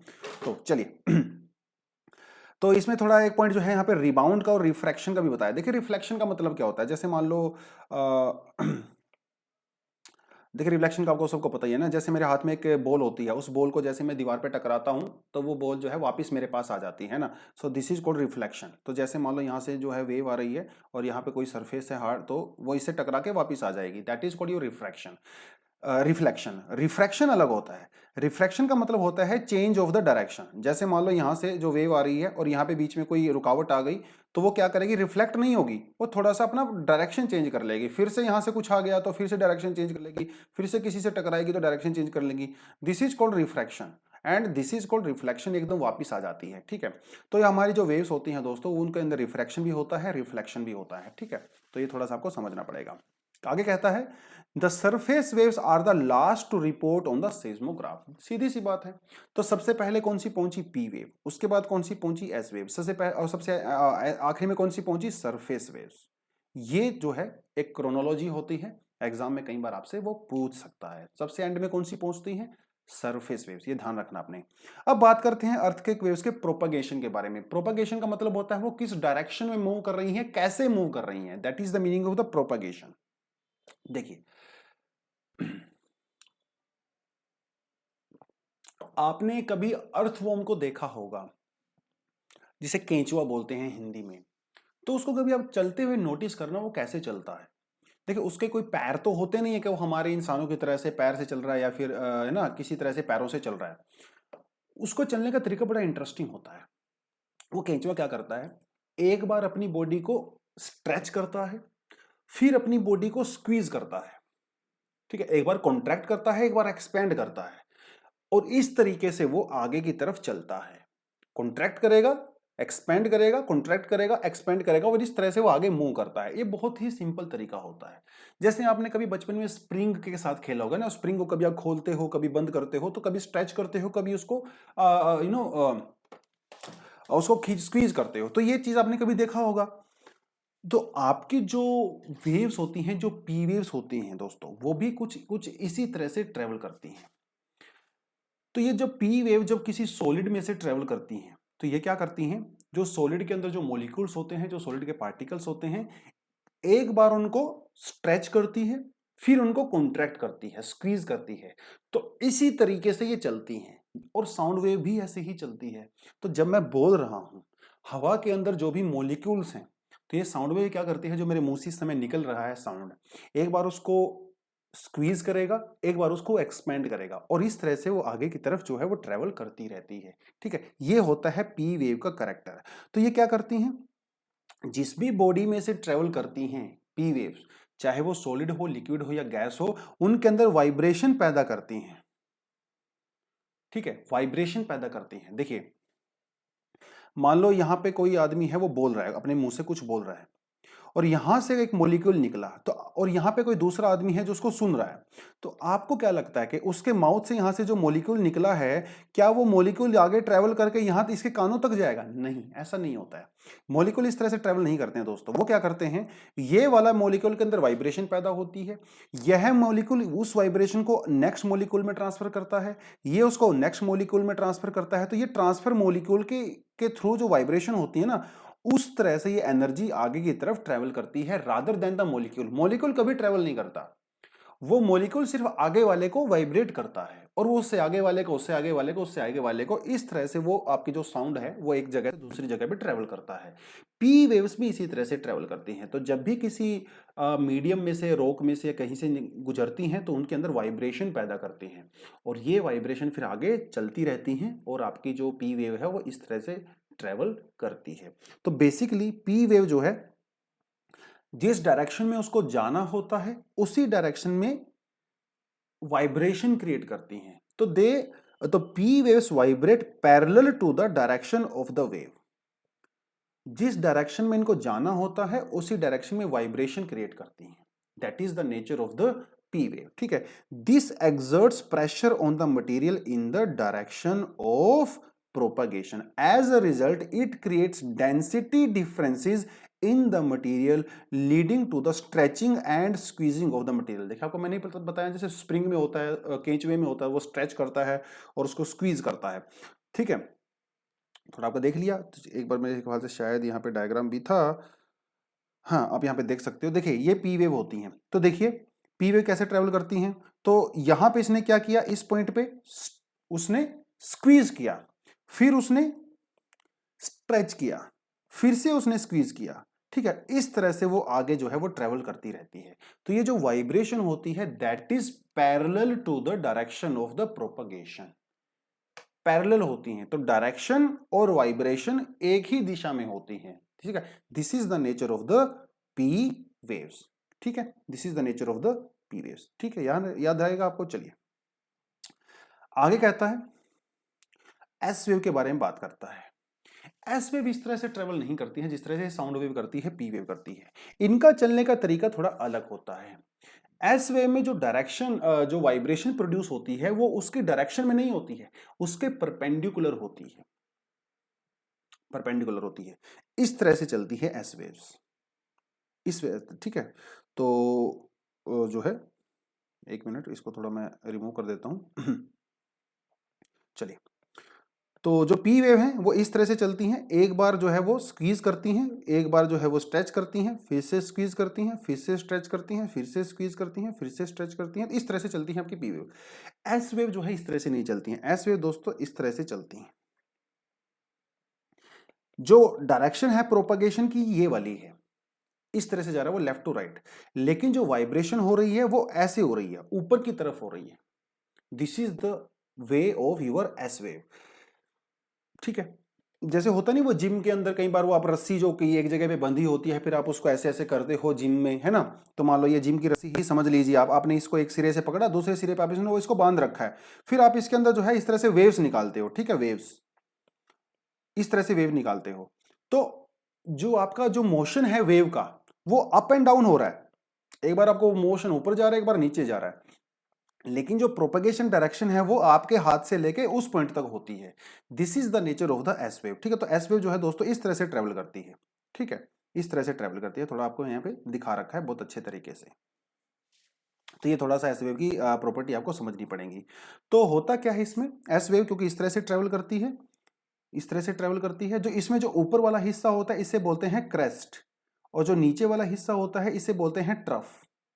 ठीक है, तो वेव के अंदर मतलब वेव की बात नहीं, ये सिर्फ हर जगह लागू होता है। जैसे हिमालय है, फोल्ड माउंटेन है, तो उसमें जो ऊपर वाला हिस्सा होता है इसे हमेशा क्रेस्ट बोलते हैं, और जो नीचे नीचे वाला हिस्सा होता है इसे हमेशा ट्रफ बोलते हैं। ठीक है, तो इसे आप एंटीक्लाइन बोल सकते हो, इसको सिंक्लाइन बोल सकते हो। ठीक है, तो ये थोड़ा थोड़ा तरीका आपको देख लीजिएगा। खैर आगे बढ़ते हैं, इसको थोड़ा रिमूव कर देता हूँ, अच्छा नहीं लग रहा है। हाँ, अब बात करते हैं emergence of the shadow wave. ठीक है, और शैडो जोन। मेरे ख्याल से अभी आपको हल्का फुल्का पी वेव और एस वेव की कैरेक्टरिस्टिक समझ में आ गई होंगी। एग्जाम में इतना पूछ लेता है, that is more than sufficient for you. ठीक है, लेकिन जब फाउंडेशन कोर्स हम लोग करेंगे क्लास में तो डेफिनेटली इसमें और ज़्यादा डिटेल में हम लोग जाएंगे। ठीक है, सरफेस वेव के बारे में भी आपको पढ़ाया जाएगा, पी वेव एस वेव की और प्रॉपर्टीज आपको पढ़ाई जाएगी। अभी तो एस वेव के बारे में हम लोगों ने सिर्फ और सिर्फ आउटर कोर के बारे में पढ़ा है। फाउंडेशन कोर्स में हम ये भी पढ़ेंगे कि पी वेव कैसे डिसाइड करती हैं अबाउट द इंटीरियर ऑफ अर्थ। देखिए, एस वेव से हमें क्या पता चला, आउटर कोर के बारे में, पी वेव हमें बताती हैं इनर कोर के बारे में। ठीक है, तो थोड़ा सा वो कॉन्सेप्ट जो है ब्रॉड हो जाएगा, इसलिए उसको हम लोग यहाँ पे नहीं करेंगे, अलग कोर्स में करेंगे। लेकिन इतनी इंफॉर्मेशन एनसीईआरटी में दे रखी है, that is also good for you. ठीक है, चलिए अब बात करते हैं शैडो जोन के बारे में। ये शैडो जोन आपने पहले भी सुना हुआ है ना, पहली बार तो नहीं सुना हुआ है। रेन शैडो जोन आपने पढ़ा होगा, रेन शैडो जोन, और आपने कभी अपनी शैडो देखी होगी, है ना। शैडो तो हर चीज की होती है। तो शैडो क्यों बनती है दोस्तों, शैडो तब बनती है जब वहां पे लाइट नहीं पहुंच पाती। मतलब लाइट एक तरफ से आ रही है लेकिन वो बीच में बैरियर हो गया, उस बैरियर की वजह से जो है लाइट वहां पे नहीं पहुंच पाती और शैडो क्रिएट हो जाती है। ऐसे ही माउंटेन में आपने देखा होगा कि इस तरफ खूब सारा रेनफॉल होता है और इस तरफ जो है वो ड्राई कंडीशन होती है, तो इसे हम लोग रेन शैडो एरिया बोलते हैं। तो बेसिकली आपको शैडो का पता है कि जहां पे वो चीज नहीं पहुंचती है। अगर मैं आपको बोलूं कि P wave shadow zone, P wave shadow zone, तो आप समझ गए होंगे इसके नाम से ही कि भैया वहां पे पी वेव नहीं पहुंच रही है, इसलिए तो उसको पी वेव शैडो जोन बोला है। ऐसे ही एस वेव शैडो जोन भी होता है। ठीक है, तो ये थोड़ा सा आपको यहाँ पे आइडिया पता चल गया होगा। अब बात करते हैं शैडो जोन के बारे में। तो कहता है there exist some specific areas where the waves are not reported. जब भी अर्थक्वेक आता है हमेशा हर जगह पे आपकी जो वेव्स हैं वो नहीं पहुंचती। साइंटिस्ट लोगों ने बहुत सालों तक इसमें एक्सपेरिमेंट किए और हमेशा उन्होंने यही पाया कि हमारे अर्थ में कुछ ऐसे एरियाज होते हैं जहां पे भैया वेव्स पहुंचती ही नहीं हैं। ठीक है, एक बार, दो बार, तीन बार, चार बार, उन्होंने बहुत बार एक्सपेरिमेंट किया, every time they reach to the same conclusion. ऐसे एरियाज को कहा जाता है शैडो जोन, जहां पे वेव्स नहीं पहुंचती हैं। ठीक है, देखिए ये डायग्राम इसने यहां पे दिया हुआ है, दो डायग्राम दिए हुए हैं। एक डायग्राम दिया हुआ है पी वेव शैडो जोन का, अगला डायग्राम दिया हुआ है एस वेव शैडो जोन का। ठीक है, जैसे कि आप इस डायग्राम में देख सकते हो, तो ये है आपका 103 डिग्री, ये है 142 डिग्री, ये है 103 डिग्री एंड 142 डिग्री। वैसे इसने डायग्राम के अंदर 103 142 दिया हुआ है, लेकिन जो कंटेंट इसने लिखा हुआ है वहां पे इसने 105 और 145 लिखा हुआ है। ठीक है, तो आप 105 और 145 ही याद करिए एग्जाम के परस्पेक्टिव से। तो और ये क्या है यहां पे, ये है आपका भैया फोकस। ठीक है, जहां से एनर्जी रिलीज हुई है। अब एक चीज देखिए आप, फोकस से पी वेव्स चली और 103 और 103 के बीच में वो उनको कोई दिक्कत नहीं है, वो हर जगह पे यहां पे हर पॉइंट के ऊपर आपको पी वेव देखने को मिलेंगी। लेकिन 105 के बीच में और 145 के बीच में आपको पी वेव नहीं मिलती हैं। उसके बाद 145 और 145 के बीच में भी आपको पी वेव्स मिलती हैं, फिर से यहां पे आपको पी वेव्स नहीं मिलती हैं। This is called P wave shadow zone, जहां पे we do not receive P waves. ठीक है, हम लोगों ने यहां पे फोकस को माना है, तो अपने अंडरस्टैंडिंग के लिए हम लोगों ने इसको 0 डिग्री मान लिया। ये कितना भी हो सकता है, ये 10 डिग्री, 15, 20 डिग्री, जितना भी हो सकता है, जितना भी होगा ना उसके अंदर आप 103 ऐड कर लेना। ठीक है, तो वो आपका पी वेव शैडो जोन हो जाएगा। तो यहां पे ये मिलता है आपको दोस्तों पी वेव शैडो जोन। ये थोड़ा ग्रे कलर का आपको दिखा रखा है ना, मैं इसको रेड कर देता हूं। इसी तरह से आपका एस वेव शैडो जोन भी होता है। तो जैसे यहां से आपका अर्थक्वेक जनरेट हुआ तो ये आपका फोकस पॉइंट हो गया। बिटवीन 103 एंड 103 यहां पे आपको हमेशा ही एस वेव देखने को मिलेंगी, लेकिन इसके बीच में आपको एस वेव देखने को नहीं मिलेंगी। This is called S wave shadow zone. देखिए मैंने आपको पहले ही बताया, देखिए हमारी आउटर कोर है, आउटर कोर, आपकी एस वेव आउटर कोर के अंदर जा ही नहीं सकती, क्योंकि एस आउटर कोर जो है वो लिक्विड नेचर की होती है। तो हमेशा ही आपकी एस वेव आउटर कोर से बाहर ही आपको मिलती हैं। अब मान लीजिए आपके भैया आपकी जो फोकस पॉइंट है वो यहां पे है, तब क्या होगा? तब भी वही होगा। तो यहां पे आपको हर जगह मिलेंगी एस वेव विदाउट, लेकिन सिर्फ इस पॉइंट से, इस पॉइंट के बियॉन्ड आपको एस वेव देखने को नहीं मिलेंगी, क्योंकि वो इनर कोर से मतलब आउटर कोर से ट्रेवल ही नहीं कर सकती। इनर कोर का तो छोड़ ही दीजिए आप, इनर कोर वो तो पहुंचेंगी ही नहीं। सो that is why there are some areas where we do not receive S waves. These are called your S wave shadow zone between 103 and 103. ठीक है, इतना ही आप याद कर लीजिए अभी के लिए, क्योंकि इससे ज्यादा डिटेलिंग में जाएंगे तो बहुत ज्यादा डेप्थ हो जाएगी। फिर आपको ना कई सारे कॉन्सेप्ट यहाँ पे करवाने पड़ेंगे जो कि काफी ज्यादा टाइम कंज्यूमिंग हो जाएंगे। तो बस आपको ये जोन याद कर लेने हैं कि कहाँ कहाँ पे आपको कौन कौन से जोन जो है वो पाए जाते हैं। तो 105 एंड 145 ये आपका जो है पी वेव शैडो जोन होता है। ठीक है, और ये लगभग अर्थ का जो है 40% एरिया कवर करता है। ठीक है, तो यही चीज जो मैंने आपको वहां पे बताई है इसने यहाँ पे बता रखी है। ठीक है, तो 105 और 105 के बीच में आपका जो है एस वेव शैडो जोन होता है। ठीक है, और 1045 के बीच में आपका पी वेव शैडो जोन होता है। तो यही चीज जो यहाँ पे डायग्राम में समझा रखी है वही चीज इसने आपको लिख के बताई है, दैट्स इट। हालांकि इसने थोड़ा एंगल यहाँ पे गड़बड़ किया है, यहाँ पे 103 लिखा है, वहां पे 105 लिखा है, तो आप जो है 105 ही याद कर लीजिए, कोई प्रॉब्लम नहीं है उसमें। ठीक है, सो इस तरह से आप इसको कर सकते हो। खैर, अब आती है बात अर्थक्वेक को मेजर करने की। अर्थक्वेक को दोस्तों दो तरीके से मेजर किया जा सकता है। एक किया जा सकता है उसके मैग्नीट्यूड के बेस पे, और एक किया जा सकता है उसकी इंटेंसिटी के बेस पे। अब देखिए मैग्नीट्यूड में और इंटेंसिटी में क्या फर्क होता है, थोड़ा सा आपको बता देता हूं। मान लो दो आदमी हैं, ठीक है, तो यहां पे एक आदमी है और यहां पे जो है वो दूसरा आदमी खड़ा है। पहले आदमी ने दूसरे आदमी को थप्पड़ मारा, एकदम पूरा जोर में थप्पड़ मारा, बहुत जोर जितना उसमें हो सकता था उतनी तेज उसने थप्पड़ मारा। अगले आदमी का जो है वो दिमाग खुल गया एकदम से, उसके दो तीन दांत जो है वो बाहर आ गए, इतना तेज थप्पड़ मारा। तो जिस पावर के साथ, जिस एनर्जी के साथ उसने थप्पड़ मारा, उस एनर्जी को कहते हो आप मैग्नीट्यूड। ठीक है, अब देखिए यही सेम आदमी, मान लो जिसका नाम जो है श्याम है, श्याम ने जो है राम को यहां पर मारा था। अब मान लो यही सेम आदमी श्याम है, इसने एक और इंसान को थप्पड़ मारा उतनी ही एनर्जी के साथ, लेकिन ये वाला जो था ना, ये वाला आदमी जो था दूसरे वाला भैया, ये एकदम हट्टा कट्टा लंबा चौड़ा आदमी। और जब श्याम ने इसको थप्पड़ मारा, मान लो इसका नाम जो है जो है मान लो प्रदीप है, ठीक है। अब जब श्याम ने प्रदीप को थप्पड़ मारा, अब प्रदीप तो एकदम हेल्दी है, हट्टा कट्टा है, प्रदीप को जो है कुछ हुआ ही नहीं, कोई दर्द नहीं हुआ, कुछ नहीं हुआ। लेकिन इस राम के बेचारे के जो है दांत बाहर आ गए, इसकी हालत खराब हो गई। और थप्पड़ तो इसने इक्वल एनर्जी से मारा था ना, लेकिन उसका असर अलग अलग हुआ, उसका इंपैक्ट अलग अलग हुआ। उस इंपैक्ट को कहते हैं इंटेंसिटी। ठीक है, उसको कहते हैं इंटेंसिटी।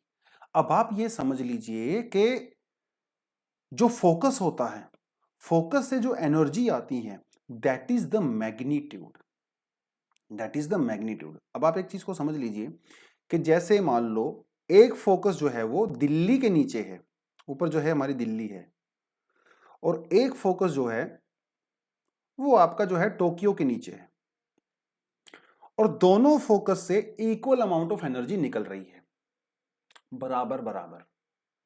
अब ये भी एकदम दिल्ली के में जो है को डिस्ट्रक्शन करेगा, वो भी टोक्यो में डिस्ट्रक्शन करेगा। लेकिन कॉमन सेंस की बात है, समझने की बात है कि ज्यादा डिस्ट्रक्शन कहां होगी। देखिए नीचे से तो सेम एनर्जी आ रही है, मतलब मैग्नीट्यूड सेम है, लेकिन डिस्ट्रक्शन कहां पे ज्यादा होगा? डिस्ट्रक्शन जो है वो दिल्ली में ज्यादा होगा एज कंपेयर टू टोक्यो। क्योंकि टोक्यो के अंदर जो बिल्डिंग्स बनाई जाती हैं, जो वहाँ का इंफ्रास्ट्रक्चर है, जो मटेरियल यूज़ किया जाता है, वो बहुत हाई क्वालिटी का किया जाता है, क्योंकि टोक्यो में रेगुलर अर्थक्वेक्स आते रहते हैं, इसलिए वहाँ पे ज़्यादातर बिल्डिंग जो है वो अर्थक्वेक रेजिस्टेंस बिल्डिंग बनी हुई है। लेकिन दिल्ली में तो बहुत पुराने मकान बने हुए हैं, झुग्गी झोंपड़ियाँ भी हैं। बहुत ही कम ऐसी बिल्डिंग है जिनके अंदर जो है अच्छा इंफ्रास्ट्रक्चर, वो मटेरियल वगैरह यूज़ किया गया है। तो डेफिनेटली डिस्ट्रक्शन दिल्ली में ज़्यादा होगा as compare to Tokyo. Magnitude same है, इंटेंसिटी अलग अलग है। इसीलिए जो अर्थक्वेक को मेजर किया जाता है वो मैग्नीट्यूड के बेसिस पे और इंटेंसिटी दोनों के बेसिस पे किया जाता है। मैग्नीट्यूड के बेसिस पे जो इसको मेजर किया जाता है उसे कहते हैं रिक्टर स्केल, मतलब कितनी एनर्जी निकली। और इंटेंसिटी के बेस पे कहा जाता है मर्कली। ठीक है, तो मर्कली आपका इंटेंसिटी स्केल होता है, रिक्टर आपका मैग्नीट्यूड स्केल होता है, ये आपको याद रखना है। मर्कली स्केल की जो रेंज होती है वो होती है 1 से लेके 12 तक। रिक्टर स्केल की जो रेंज होती है वो होती है 1 से लेके 10 तक। ये थोड़ा आपने याद रख लेना, एग्जाम में पूछा जा सकता है। ठीक है, मर्कली। ठीक है, चलिए, ये हो गया आपका। अब बात करते हैं इफेक्ट्स ऑफ अर्थक्वेक। अर्थक्वेक के क्या क्या इफेक्ट होते हैं। बहुत सारे इफेक्ट जो है इसने यहाँ पे 12 इफेक्ट बता रखे हैं। Ground shaking, differential ground settling, land mud, soil fluid, fire, structure collapse, falling objects and all that. तो यहाँ पे आप देख लीजिए कि जो पहले 6 होते हैं, यानी कि यहां तक ग्राउंड शेकिंग से लेके अर्थ जो एवलांच तक होते हैं, इससे आपका लैंडफॉर्म चेंज होता है। लेकिन इसके बाद वाले जो हैं, इससे जो है ह्यूमन लाइफ का लॉस होता है। हालांकि ह्यूमन लाइफ का लॉस यहां पे भी हो सकता है, लेकिन ये थोड़ा सा जो है ज्यादा प्रॉपर्टी को नुकसान पहुंचाते हैं ना, इंसानों को नुकसान पहुंचाते हैं। बेसिकली जैसे सुनामी होता है आपका, वो सारी सारी चीजें है ना। जब आपका अर्थक्वेक समंदर के नीचे आ जाता है, आपका ओशन बॉटम पे आता है, तो आपकी सुनामी आती है। और सुनामी तो आपको पता ही है कितना ज्यादा प्रॉपर्टी वगैरह को नुकसान पहुंचती है। ठीक है, तो सुनामी क्या है, एक्चुअली सुनामी बड़ी वेव्स होती हैं। ठीक है, जो अर्थक्वेक की वजह से आती हैं। अर्थक्वेक की वजह से वेव्स जनरेट होती हैं, उस वेव की वजह से सुनामी आती है। तो अगर आपसे ये पूछा जाए कि क्या अर्थक्वेक की वजह से सुनामी आती है, नो, वेव्स की वजह से सुनामी आती है। क्योंकि जो सुनामी होती है ना दोस्तों, वो भी तो वेव्स ही होती हैं। वो बात अलग है कि उनका साइज बहुत बड़ा होता है, but tsunami is also a wave, nothing else. हालांकि those waves are generated because of earthquake. तो आपको इसमें यही बताने की वो कोशिश कर रहा है that tsunamis are the waves generated by the tremors and not by the earthquake in itself. तो ज्यादातर जो ओशन के अंदर जो अर्थक्वेक आते हैं, अगर वो 5 रिक्टर स्केल से नीचे हैं तो कोई सुनामी नहीं आता। लेकिन जब वो 5-6 से ज्यादा हो जाते हैं, तब जो है आपको सुनामी फील होती है। ठीक है, चलिए, वो थोड़ा सा इसने यहाँ पे बताया था। कहता है फ्रीक्वेंसी ऑफ अर्थक्वेक अकरेंस। ठीक है, तो earthquake is a natural hazard, हम लोग पहले ही कर चुके हैं। If a tremor of high magnitude takes place, it can cause heavy damage to the life and property. जैसा कि इसने डायग्राम में भी दिखा रखा है। अगर अर्थक्वेक बहुत ज्यादा बड़ा हो जाता है, 6, 7, 8 इंच, 8 वाला तो छोड़ ही दीजिए आप, 8 वाले में तो पूरी धरती उलट पलट हो जाती है।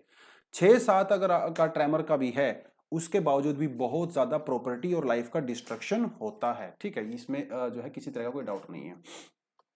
खैर, तो ये थोड़ा चीज हो गया। अब बात करते हैं फ्रीक्वेंसी के बारे में। ठीक है, फ्रीक्वेंसी के बारे में बात करते हैं। तो कहता है कि जो 8+ जो अर्थक्वेक होते हैं वो काफी रेयर होते हैं, और जो है 2-3 साल में एक बार आते हैं। लेकिन जो छोटे छोटे ट्रेमर्स होते हैं, हल्के फुल्की जो शेकिंग होती है, वो तो लगातार होती रहती है, उसमें कोई ऐसी बड़ी बात नहीं है। ठीक है, उसके बारे में बात कर रहा है। चलिए, अब बात करते हैं स्ट्रक्चर ऑफ अर्थ के बारे में। ठीक है, स्ट्रक्चर ऑफ अर्थ आपको पहले ही पता है। हमारे जो अर्थ का स्ट्रक्चर है ना, वो लेयर्ड स्ट्रक्चर है। ठीक है, लेयर स्ट्रक्चर आप यहां पे भी देख सकते हो। तो बेसिकली हमारे यहाँ पे 3 लेयर होती हैं। पहली लेयर होती है क्रस्ट, दूसरी होती है मेंटल, तीसरी होती है कोर। कोर के अंदर भी 2 होती हैं, outer core, inner core, but actually एक ही है, मतलब कोर ही है। तो जो ऊपर एक ब्लैक कलर की नजर आती है, जो सबसे आउटर मोस्ट है, that is your crust. Outer most layer is the crust. फिर आपकी आती है मेंटल, जो बीच वाली होती है, और फिर आपकी आती है कोर, है ना। तो कोर के अंदर बेसिकली 2 होती हैं, तो वो अलग चीज है, हालांकि है वो एक ही कोर ही। ठीक है, खैर, ये चीज आपका हो गया। तो पहले बात करते हैं सबसे पहली लेयर के बारे में, क्रस्ट के बारे में। हालांकि इसमें कुछ इन्फॉर्मेशन गलत भी दे रखी है, और इंफॉर्मेशन थोड़ी कम है। आई वॉज एक्सपेक्टिंग इसमें थोड़ा और इन्फॉर्मेशन अगर ये डालते तो कंटेंट बहुत रिच हो सकता था, और भी ज़्यादा रिच हो सकता था। खैर अभी भी कंटेंट काफ़ी अच्छा है, बट थोड़ा इंप्रूवमेंट का चांस तो हमेशा रहती ही है ना, you very well know that. खैर let's talk about the crust. कहता है crust is the outermost solid part. देखिए दो कीवर्ड हैं यहाँ पे, पहला कीवर्ड है आउटर मोस्ट और दूसरा कीवर्ड है solid. It is not semi solid, और लिक्विड तो हो ही नहीं सकता, and this is the outer most, not the middle one. उसके बाद देखिए जो नेक्स्ट पॉइंट है वो सबसे इंपॉर्टेंट है। कहता है it is brittle in nature. Brittle का मतलब क्या होता है? ब्रिटल का मतलब होता है जिसके ऊपर अगर आप बहुत ज्यादा, हद से ज्यादा फोर्स लगाओगे तो वो झटके के साथ टूट जाएगा, उसे कहते हैं ब्रिटल। जैसे मेरे हाथ में दोस्तों ये पेन है, अगर इस पेन के ऊपर वो ज्यादा मैं फोर्स लगाऊंगा तो ये एकदम से टूट जाएगा, बिकॉज दिस इज ब्रिटल। जो ईंट होती है ना, वो ब्रिटल होती है। लेकिन जो जैसे प्लास्टिक होती है, जैसे आपका जो रिफिल होता है जो है ना पेन के अंदर जो होता है, उसको आप उसके ऊपर फोर्स लगाइए, वो ब्रिटल नहीं होता, वो आराम से जो है वो बेंड हो जाएगा। मतलब उसके अंदर थोड़ी फ्लेक्सिबिलिटी होती है और वो एक झटके के साथ नहीं टूटता है। So that is not brittle. तो जो कि प्लास्टिक होती है, plastic is not brittle as such, ठीक है। तो वो टूटता टूटता नहीं है, वो थोड़ा सा मुड़ जाता है। हाँ, हालांकि एक ज्यादा लिमिट से ज्यादा लगाओगे तो टूट जाएगा, लेकिन काफी हद तक फ्लेक्सिबल भी होता है। लेकिन दोस्तों आपका जो क्रस्ट होता है ना, this is not flexible, it is very brittle. अगर आप इसके ऊपर फोर्स लगाओगे beyond a limit, then it will break instantaneously, ठीक है। अब बात करते हैं उसके थिकनेस के बारे में, क्योंकि ये सबसे आउटर मोस्ट लेयर होती है। तो थोड़ा सा जो अर्थ का जो इंटीरियर होता है ना, आप इसको किससे कंपेयर कर सकते हो पता है? आप इसको अंडे से कंपेयर कर सकते हो, जो बॉइल्ड एग होता है ना। खाया होगा सबने, नहीं खाया होगा तो देखा होगा। बॉइल्ड एग के अंदर भी 3 लेयर होती हैं। सबसे नीचे, सबसे सेंटर में उसके होता है योक, येलो वाला जो पार्ट होता है। उसके ऊपर होता है व्हाइट वाला पार्ट होता है ना, जिसे जो है कुछ भी आप बोल लीजिए वो होता है। उसके ऊपर जो है तीसरी लेयर होती है, जो हार्ड शेल होता है व्हाइट कलर का। तो जो आपकी क्रस्ट होती है ना, वो हार्ड शेल होता है, जो ऊपर वाला हिस्सा होता है, that is your crust. Outer most होता है और काफी ब्रिटल होता है। अगर आप उस बॉइल्ड एग को हल्का सा से हाथ में करोगे ना, या उसके जमीन के ऊपर मारोगे, वो तुरंत टूट जाएगा, बिकॉज वो ब्रिटल होता है, ठीक है, आउटर मोस्ट जो लेयर होती है। तो इसकी जो थिकनेस होती है ना दोस्तों क्रस्ट की, वो ओशियंस में और कॉन्टिनेंट में एक जैसी नहीं होती है, ठीक है। अब देखिए कॉन्टिनेंट तो जो है वो, माउंटेन्स भी तो कॉन्टिनेंट होती हैं, प्लेटूज भी तो कॉन्टिनेंट होते हैं, तो उनकी तो जो, यानी कि जो थिकनेस होती है बहुत ज्यादा होती है, बिकॉज माउंटेन तो बहुत ऊंची ऊंची हो सकती हैं। लेकिन ओशियंस का क्या? ओशन तो नीचे की तरफ जा रहे हैं ना, तो इसका मतलब उसकी थिकनेस कम होती है। अगर आप थिकनेस की बात करो तो ओशियनिक क्रस्ट की जो थिकनेस है वो 5 किलोमीटर तक भी हो सकती है। यानी कि ओशन के बॉटम में आपकी जो क्रस्ट होती है, that can be as small as 5 kilometre. और कॉन्टिनेंट्स में जो एवरेज थिकनेस होती है, दैट इज 30 किलोमीटर। लेकिन कॉन्टिनेंट, ये एवरेज की मैं बात कर रहा हूं। एवरेज का मतलब होता है कि इसके अंदर बहुत सारी वेरिएशंस होती हैं। अगर आप कॉन्टिनेंटल थिकनेस की बात करो माउंटेनियस एरियाज में, जैसे अगर आप हिमालय की बात करो, हिमालय में इसकी थिकनेस जो है वो 70 किलोमीटर तक भी जा सकती है। कहीं कहीं पे इसकी थिकनेस 100 किलोमीटर भी हो सकती है in Himalayan areas, because Himalaya जो है they are the loftiest mountain. तो डेफिनेटली डेप्थ ऑफ और the thickness of the crust is going to be maximum in the Himalayan region, yeah so this is something about you should know about it, okay. अब बात करते हैं इसकी density की। You very well no कि हमारे अर्थ के अंदर जो लेयर्स पाई जाती हैं, उन्होंने अपने आप को डेंसिटी के अकॉर्डिंग ही सेटल किया हुआ है। तो जो सबसे डेंस होती हैं वो बॉटम में होती हैं, जो सबसे कम डेंस होती हैं, लाइट होती हैं, वो सबसे टॉप पे होती हैं। तो हमारी जो क्रस्ट होती है, क्रस्ट जो लेयर होती है वो सबसे ऊपर होती है कॉन्टिनेंटल क्रस्ट, और फिर आपकी आती है ओशियनिक क्रस्ट। हालांकि दोनों क्रस्ट हैं, लेकिन दोनों की क्रस्ट में डेंसिटी में हल्का सा फर्क होता है। ओशियनिक क्रस्ट की जो डेंसिटी होती है, दैट इज 3 ग्राम पर सेंटीमीटर क्यूब। और जो कॉन्टिनेंटल क्रस्ट होती है, उसकी डेप्थ होती है, मतलब उसकी जो डेंसिटी होती है, दैट इज 2.7 ग्राम पर सेंटीमीटर क्यूब। ये इनकी डेंसिटी होती है। ये थोड़ा आपको इसमें थोड़ा गड़बड़ दिया हुआ है, लेकिन आपको इस तरह से याद करना है, ठीक है। थोड़ा इसने आगे पीछे कर दिया यहाँ पे। पहले हम लोगों ने जब छोटी क्लास की एनसीईआरटी पढ़ी थी 8th और 9th की, उसमें कहा गया था, उसमें गलत इंफॉर्मेशन दिया वैसे ही, उसने कहा है उस एनसीईआरटी में कि जो आपकी कॉन्टिनेंटल क्रस्ट होती है उसे कहते हैं सियाल, और आपकी जो ओशियानिक क्रस्ट होती है उसे कहते हैं सीमा। ये एनसीईआरटी में दिया हुआ है, लेकिन ये गलत है। आपकी जो क्रस्ट होती है, चाहे वो आपकी कॉन्टिनेंटल क्रस्ट हो चाहे ओशियानिक क्रस्ट हो, both these crust are sial. Mantle को कहा जाता है दोस्तों सीमा। ठीक है, तो ये अगर आपने कहीं पे पढ़ा हुआ है तो आप उसको करेक्ट कर लीजिए। मेंटल को कहा जाता है सीमा, क्रस्ट को कहा जाता है सियाल।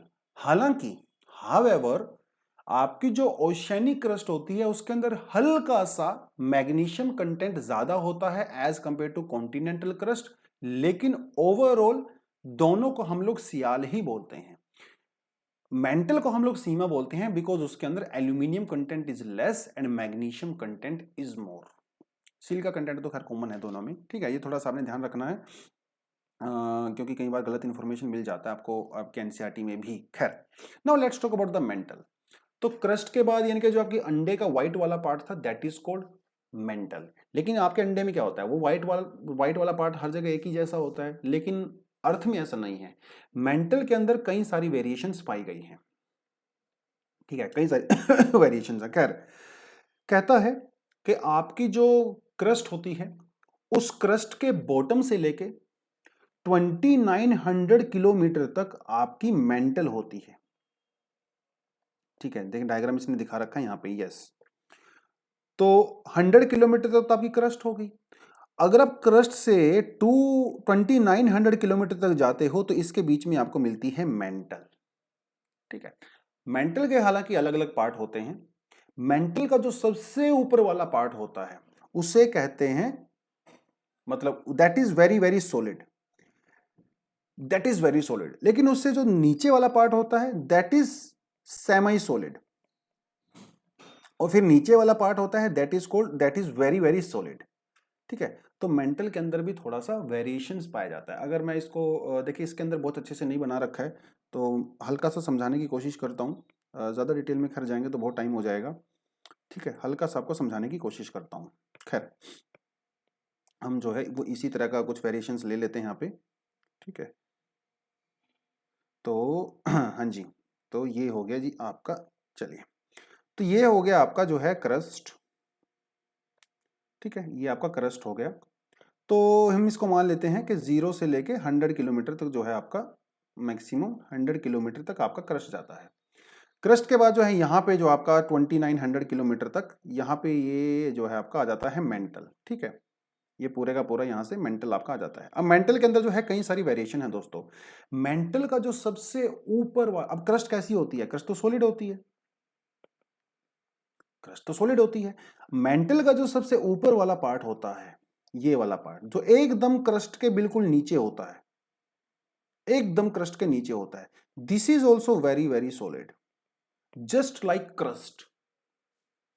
क्रस्ट के जैसा ही होता है ये, इसकी बिल्कुल सेम प्रॉपर्टी होती है, फिजिकल प्रॉपर्टी सेम होती है, दोनों सॉलिड होते हैं, केमिकल प्रॉपर्टी नहीं। क्रस्ट की जो केमिकल प्रॉपर्टी होती है वो होती है सियाल, मेंटल की जो केमिकल प्रॉपर्टी है वो होती है सीमा। फिजिकल प्रॉपर्टी की हम यहां पे बात कर रहे हैं। तो क्रस्ट से नीचे एकदम जो लेयर होती है that is very solid as crust. इसकी जो डेप्थ होती है वो जाती है 200 किलोमीटर तक। तो आपकी जो क्रस्ट होती है और ये अपर पार्ट जो होता है आपकी मेंटल का जो सॉलिड होता है इसे कहते हैं लिथोस्फीयर। तो लिथोस्फीयर की थिकनेस कितनी होती है, अप टू 200 किलोमीटर।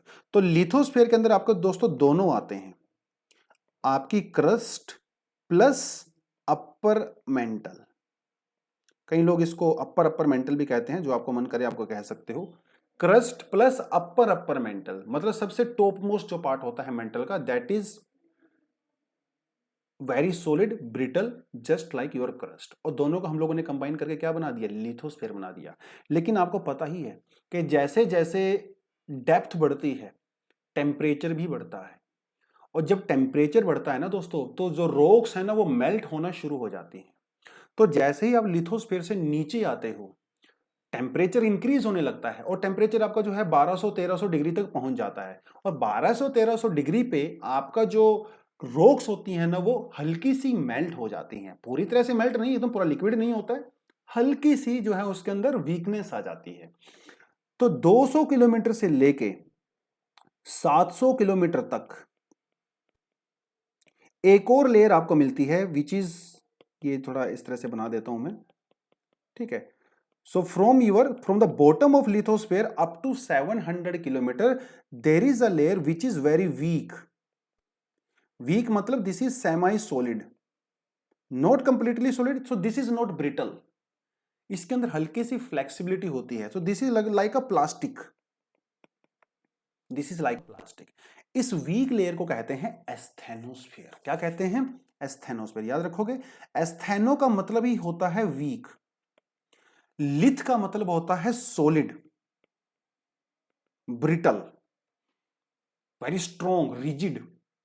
तो लिथोस्फीयर के अंदर जो रॉक्स आती हैं they are very rigid, very solid and very brittle. उसके अलावा 200 किलोमीटर से 700 किलोमीटर के बीच में आपका होता है asthenosphere which is not very solid, ठीक है. This is weak, weak solid कह सकते हो, ठीक है.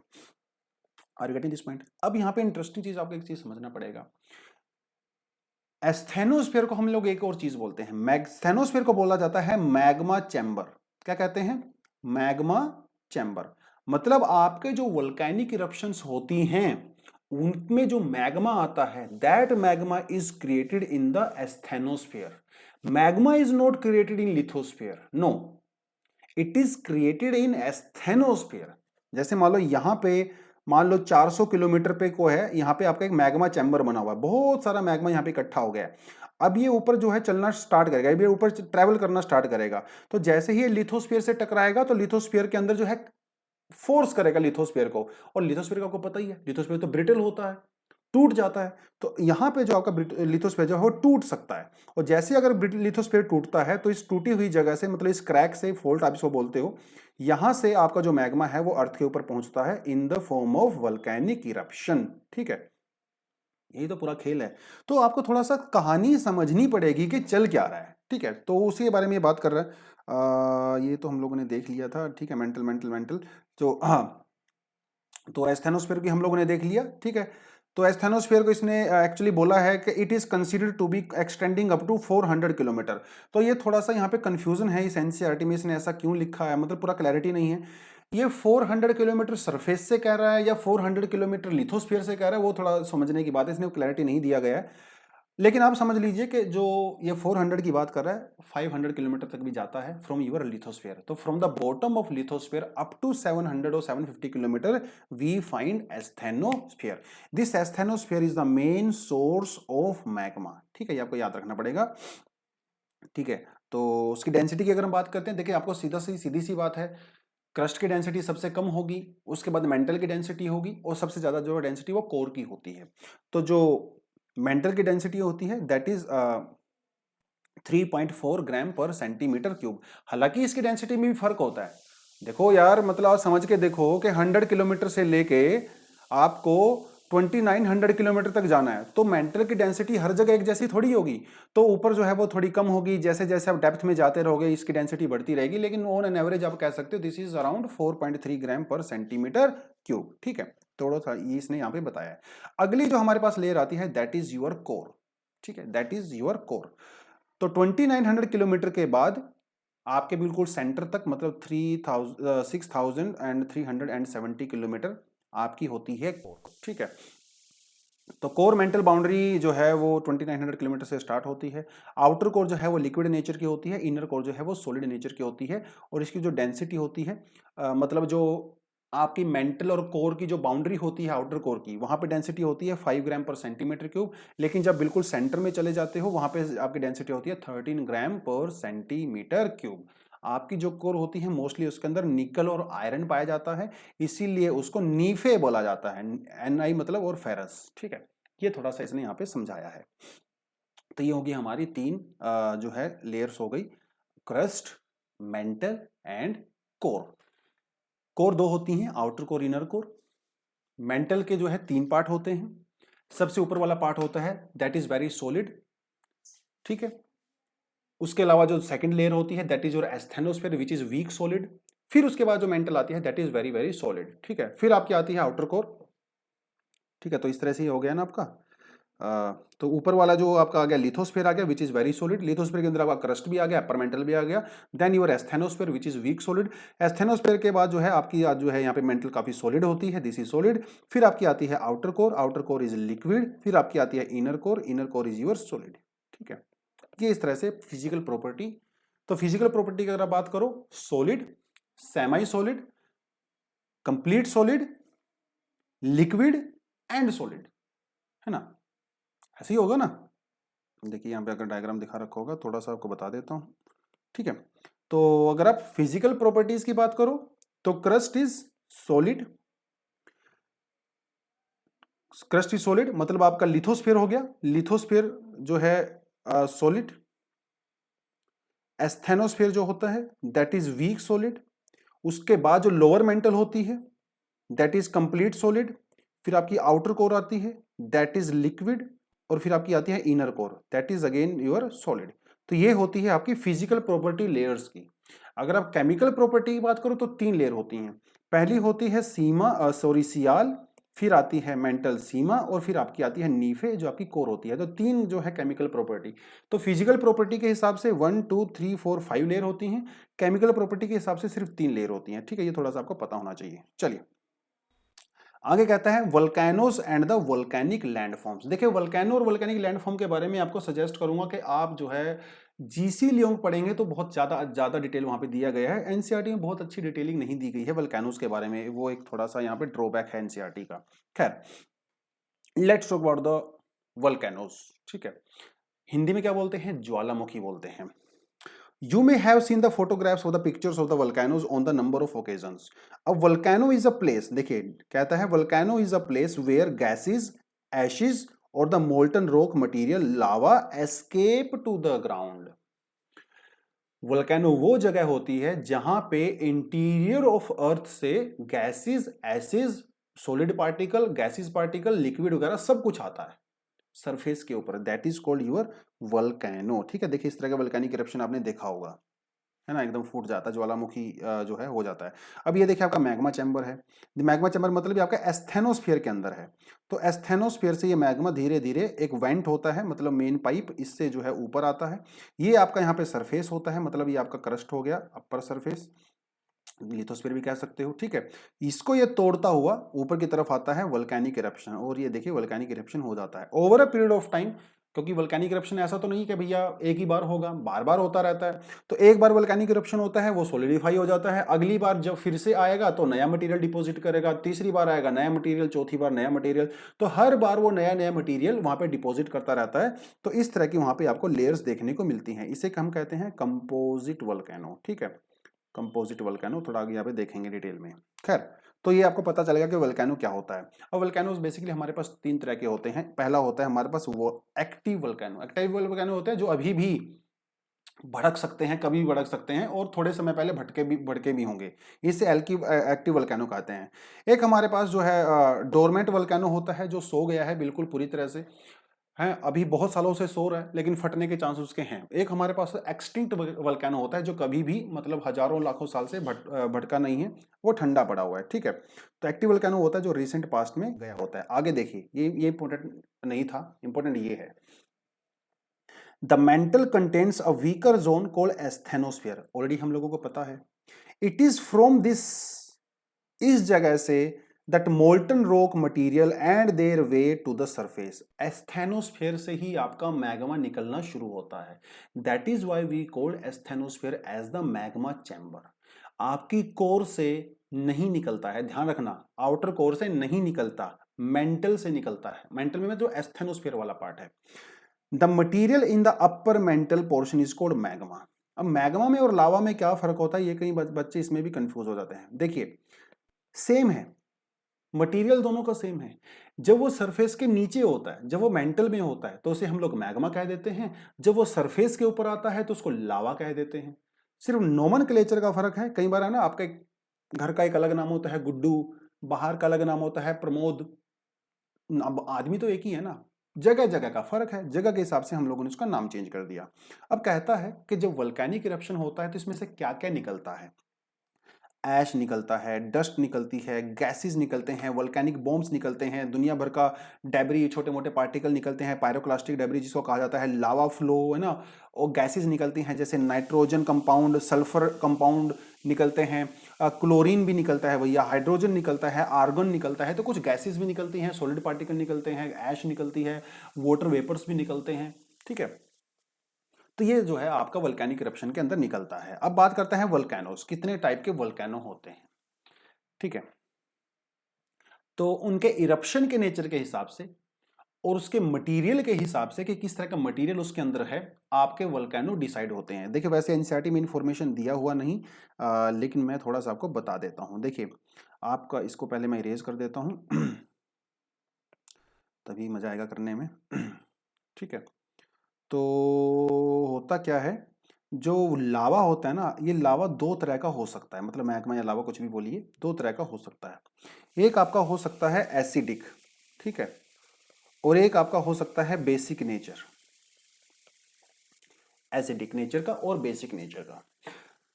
बेसिक नेचर का जो लावा होता है ना दोस्तों, ये ज्यादा डेप्थ से आता है। एसिडिक नेचर का जो लावा होता है ना, ये ज्यादा डेप्थ से नहीं आता है। ये तो एक अलग चीज होगी, इसको ज्यादा जानने की जरूरत नहीं है। मेन जो यहां पे पार्ट है ना वो ये है, एसिडिक जो लावा होता है ना, it is very viscous. Viscous का अगर हम हिंदी में बोलूं तो दिस इज वेरी गाढ़ा। लेकिन जो बेसिक मैग्मा होता है दिस इज लेस विस्कस। ठीक है, इस इज लेस विस्कस मैं कह सकता हूं, मतलब ये काफी कम विस्कस होता है और ये हॉरिजॉन्टली स्प्रेड होता है। तो this is like your milk and this is like your मलाई और क्रीम। ठीक है, तो आपकी जो क्रीम होती है वो काफी कम विस्कस होती है, गाढ़ी होती है, लेकिन जो मिल्क होता है वो कम विस्कस होता है और वो हॉरिजॉन्टली ज्यादा स्प्रेड करता है। क्योंकि ये काफी गाढ़ा होता है एसिडिक, इसीलिए वर्टिकली ऊपर की तरफ जाता है, मतलब इसका जो स्लोप होता है वो स्टीप स्लोप होता है, और इसका जो स्लोप होता है दोस्तों वो जेंटल स्लोप होता है। ठीक है, जेंटल स्लोप होता है। तो बेसिक मैग्मा से जो भी वोल्केनिक पीक्स बनते हैं वो जेंटल होते हैं। ठीक है, ये थोड़ा आपको देखना पड़ेगा। एसिडिक जो लावा होता है इसके अंदर सिलिका कंटेंट काफी ज्यादा होता है, मोर सिलिका कंटेंट। इसके अंदर जो है लेस सिलिका कंटेंट होता है। ये भी डिसाइड करता है इनका नेचर कैसा है। एसिडिक जो लावा होता है ना, बेसिकली जो है इसके अंदर जो है ब्लास्ट होता है। ब्लास्ट इन द सेंस कि एक्सप्लोजिव नेचर का होता है, एक्सप्लोजन होता है। और ये वाले बेचारे ना शांत होते हैं, पीसफुल होते हैं मोस्ट ऑफ द टाइम। ठीक है, ये थोड़ी सी, हालांकि इसके बारे में मैं और डिटेल में जा सकता हूँ काफ़ी ज़्यादा, बट एनसीईआरटी में इतनी ही डिटेलिंग में थोड़ा सा जाएं तो ज़्यादा बेटर है।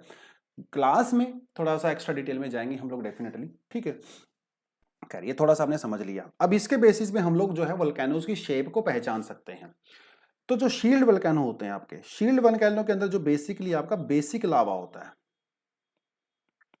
ठीक है, बेसिक नेचर का लावा होता है।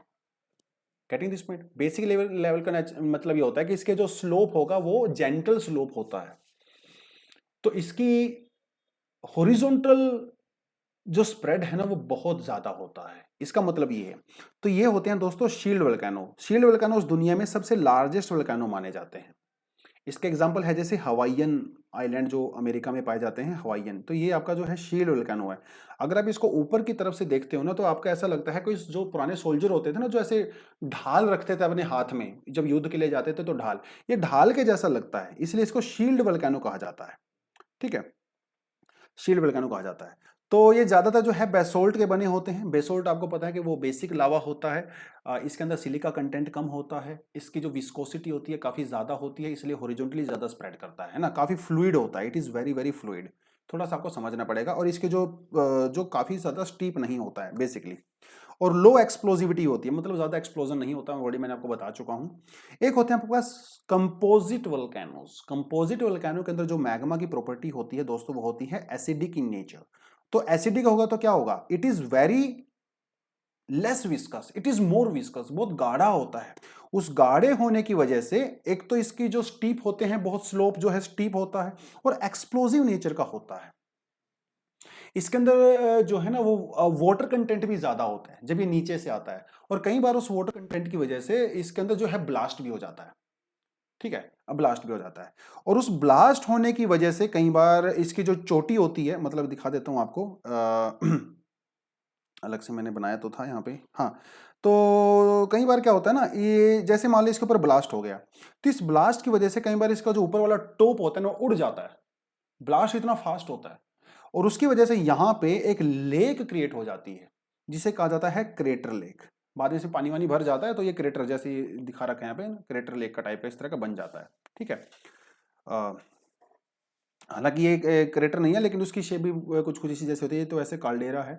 ठीक है, ये काल्डेरा है। क्रेटर बेसिकली एक लेक ही होती है जो माउंटेन के पीक के ऊपर जो है वो बन जाती है, क्योंकि इसके अंदर ब्लास्ट हो जाता है। ठीक है, so this is about your crater. चलिए, तो आगे कहता है काल्डेरा। काल्डेरा बेसिकली क्या होता है ना, देखिए थोड़ा सा अगर मैं आपको डायग्राम से समझाऊं तो क्या कह सकते हो आप लोग, ये कह सकते हो कि जैसे क्या कई बार पता क्या होता है, जो ये मैग्मा चैम्बर होता है ना नीचे, देखिए जो वल्केनोज में जो मैग्मा होता है उसकी सप्लाई तो मैग्मा चैम्बर से ही होती है, और मैग्मा चैम्बर के ऊपर यह पूरा वल्केनिक पीक खड़ा हुआ होता है। कई बार ऐसा होता है कि मैग्मा चैम्बर जो है वो खाली हो जाता है, एम्प्टी हो जाता है, और एम्प्टी होने की वजह से अब ऊपर तो इसके बहुत सारा वेट होता है लेकिन नीचे खाली है, तो कई बार ये जो वल्केनो है ना, ये एक्सप्लोड होने की बजाय इम्प्लोड हो जाता है, अपने अंदर ही एक्सप्लोड हो जाता है, मतलब नीचे ही आ जाता है पूरे का पूरा। ऊपर बाहर ब्लास्ट होने की वजह क्योंकि नीचे खाली हो गया, मैग्मा चैम्बर खाली हो गया, तो नीचे धंस जाता है बेसिकली। और जब ये नीचे धंस जाता है ना, तो ये क्या बनाता है, काल्डेरा बनाता है। जैसे ये काल्डेरा है, तो ये जो पीक ना कभी कभी के समय में हो सकता है काफी ऊंचा हो, लेकिन अभी नीचे ही चला गया, धंस गया, बिकॉज नीचे से मैग्मा चैम्बर खाली हो गया है। This is cold caldera. ठीक है, तो काल्डेरा में जो है क्रेटर में थोड़ा सा फर्क है, क्रेटर में जो है एक्सप्लोजन होता है, काल्डेरा में इम्प्लोजन होता है, अंदर की तरफ से इम्प्लोजन होता है। ठीक है, एक आपका आता है फ्लड बेसोल्ट प्रोविंस। देखिए नाम ही लिखा हुआ है बेसोल्ट। बेसोल्ट जो है मैग्मा जो होता है वो बेसिक नेचर का होता है, मतलब हॉरिजॉन्टली बहुत दूर तक स्प्रेड कर सकता है, और इसका फ्लड आता है, जैसे पानी फ्लड में क्या होता है, पानी फैल जाता है ना हॉरिजॉन्टली, इसी तरह से जो बेसोल्टिक मैग्मा होता है वो फैल जाता है। इसका एक एग्जांपल आपको इंडिया में देखने को मिलेगा कि लॉन्ग डिस्टेंस तक जाता है क्योंकि हाईली फ्लूइड होता है। इंडिया में जो आपका डेक्कन ट्रैप है वो आपका फ्लड बेसोल्टिक प्लेन का बहुत शानदार एग्जांपल है, जहां पे आपको ब्लैक सोइल मिलती है ना, ब्लैक सोइल, कॉटन सोइल, आप कह रिगर सोइल कह सकते हो। ठीक है, महाराष्ट्र में बहुत ना इंपॉर्टेंट है ये, थोड़े देख सकते, देखिए ये देखो, ये जो है आपका, ये आपका इंडिया का डेक्कन ट्रैप। ठीक है, जहां पे आपको ब्लैक कॉटन सोइल मिलती है। कैसे बनी थी ये वोल्केनिक इरप्शन से ही बनी थी, और यहां पे जो मैग्मा आया था इरप्शन होने के बाद वो बेसिक नेचर का था। Basic nature in the sense कि वो काफी ज्यादा फ्लूइड था, और वो फैल गया बहुत ज्यादा एरिया में, है ना, कई सौ किलोमीटर एरिया में फैल गया। इससे बना है हमारा ये डेक्कन ट्रैप। डेक्कन ट्रैप बना है। आप बोलोगे सर वो मैग्मा कहां से आया होगा? जब इंडिया बना था ना, तो हमारी जो गोंडवाना प्लेट थी, यानी कि जो इंडियन पेनिनसुला का जो हिस्सा था, जब वो नीचे से ऊपर की तरफ आ रहा था तो दोस्तों बीच में एक वोल्केनिक एक जगह थी जिसे हॉटस्पॉट कहते हैं, ये उसके ऊपर था। तो जब अर्थ इंडिया जो है उसके ऊपर से गुजरा, वो मेडागास्कर के पास में ही पड़ता है अभी भी, उसे रीयूनियन हॉटस्पॉट कहते हैं, रीयूनियन हॉटस्पॉट।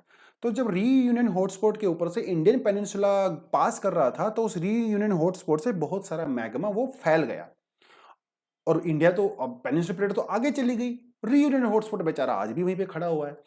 तो उस मैग्मा की वजह से इंडिया में डेक्कन ट्रैप बना। तो ये बार बार जो है अलग अलग, अब ऐसा तो है नहीं कि वहां से जो मैग्मा है वो कंटिन्यूस निकल रहा है, हो सकता है वो 10 साल निकले फिर अगले 15 साल जो है बंद रहे।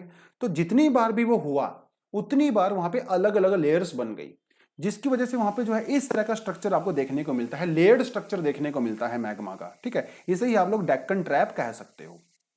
खैर, आगे आपका आता है वोल्केनिक लैंडफॉर्म्स। ठीक है, वोल्केनो की वजह से किस तरह के लैंडफॉर्म बन सकते हैं? देखिए दो तरह के बन सकते हैं। इंट्रूसिव मैग्मा, देखिए सोचने की बात है कि भैया जब ये मैग्मा नीचे से सरफेस की तरफ आ रहा है, तो देखो लिथोस्फीयर तो बहुत थिक होता है ना, लिथोस्फीयर तो थिक होता है ना, बहुत मोटा होता है, 50 किलोमीटर, 100 किलोमीटर, 200 किलोमीटर तक भी जा सकता है। अब ये जरूरी नहीं कि अगर मैग्मा चैम्बर से अगर वो मैग्मा चल रहा है तो वो सरफेस तक पहुंचेगा ही पहुंचेगा। 95% समय तक वो पहुंचता ही नहीं है, क्योंकि वो लिथोस्फीयर को तोड़ नहीं पाता बेसिकली। तो मोस्ट ऑफ द टाइम जो आपका मैग्मा चैम्बर से मैग्मा चलता है वो अर्थ के नीचे, सरफेस के नीचे ही सोलिडिफाई हो जाता है लिथोस्फीयर में, वो सरफेस तक आ ही नहीं पाता। और जब आपका मैग्मा लिथोस्फीयर यानी कि सरफेस के नीचे ही सॉलिडिफाई हो जाता है और लैंडफॉर्म्स बनाता है, उसे कहते हैं इंट्रूसिव लैंडफॉर्म। क्या कहते हैं? Intrusive landform. और जब फाइनली वो सरफेस के ऊपर आ जाता है, वो कामयाब हो जाता है, उसे कहते हैं एक्सट्रूसिव लैंडफॉर्म। तो आपको जो वोल्केनिक पीक्स देखने को मिलते हैं वो सारे के सारे जो है एक्सट्रूसिव लैंडफॉर्म हैं। उसके अलावा धरती के नीचे भी बहुत सारे लैंडफॉर्म्स बने हुए हैं लिथोस्फीयर में जो इंट्रूसिव लैंडफॉर्म है। तो बेसिकली दो तरह के लैंडफॉर्म पाए जाते हैं, इंट्रूसिव एंड एक्सट्रूसिव। ठीक है, तो उसके बारे में वही कहता है, cooling develops into the igneous rocks. तो बेसिकली जो मैग्मा से जो रॉक्स बनती हैं उसको हम लोग इग्नियस रॉक्स कहते हैं। और इग्नियस रॉक्स जो है दो तरह की होती हैं, इंट्रूसिव एंड एक्सक्लूसिव। ठीक है, खैर, तो जो इग्नियस रॉक्स को जो है आप वोल्केनिक रॉक्स भी कह सकते हो, जो बेसिकली सरफेस के ऊपर आती हैं, और प्लूटोनिक रॉक्स भी कह सकते हो जो नीचे की तरफ होती हैं। बेसिकली जो इंट्रूसिव होती हैं उसको प्लूटोनिक रॉक्स भी आप कह सकते हो। ठीक है, तो इंट्रूसिव रॉक एक्सट्रूसिव रॉक दोनों मैंने आपको बता ही दिया है, तो इसमें कोई ज्यादा करने को है नहीं। इंट्रूसिव रॉक्स की इसने कुछ आगे थोड़ी छोटी क्लासिफिकेशन दी हुई है, ये कोई इंपॉर्टेंट नहीं है, आप इसको कंप्लीटली छोड़ सकते हो, कोई करने की इसको ज्यादा जरूरत है नहीं। कहीं पे डायग्राम तो था, हाँ ये रहा, थोड़ा इसको देख सकते हो आप। तो इंट्रूसिव रॉक्स की जो कई तरह के लैंडफॉर्म पाए जाते हैं हमारे सरफेस के नीचे। जैसे एक तो आपका ये मैग्मा चैम्बर ही हो गया। ठीक है, मैग्मा चैम्बर जो है जहां से बेसिकली आपका मैग्मा निकलता है उसे मैग्मा चैम्बर कहते हैं। मैग्मा चैम्बर से जो वोल्केनो मैग्मा निकलता है तो हमारे बॉटम में जो है वो बहुत बड़ी जगह पे जो है बेस बना लेता है, जिसे आप बैथोलिथ कहते हो। कई बार वो जो है इस तरह की शेप बनाता है, सोसर टाइप की शेप बनाता है, जिसे लेपोलिथ कहते हैं।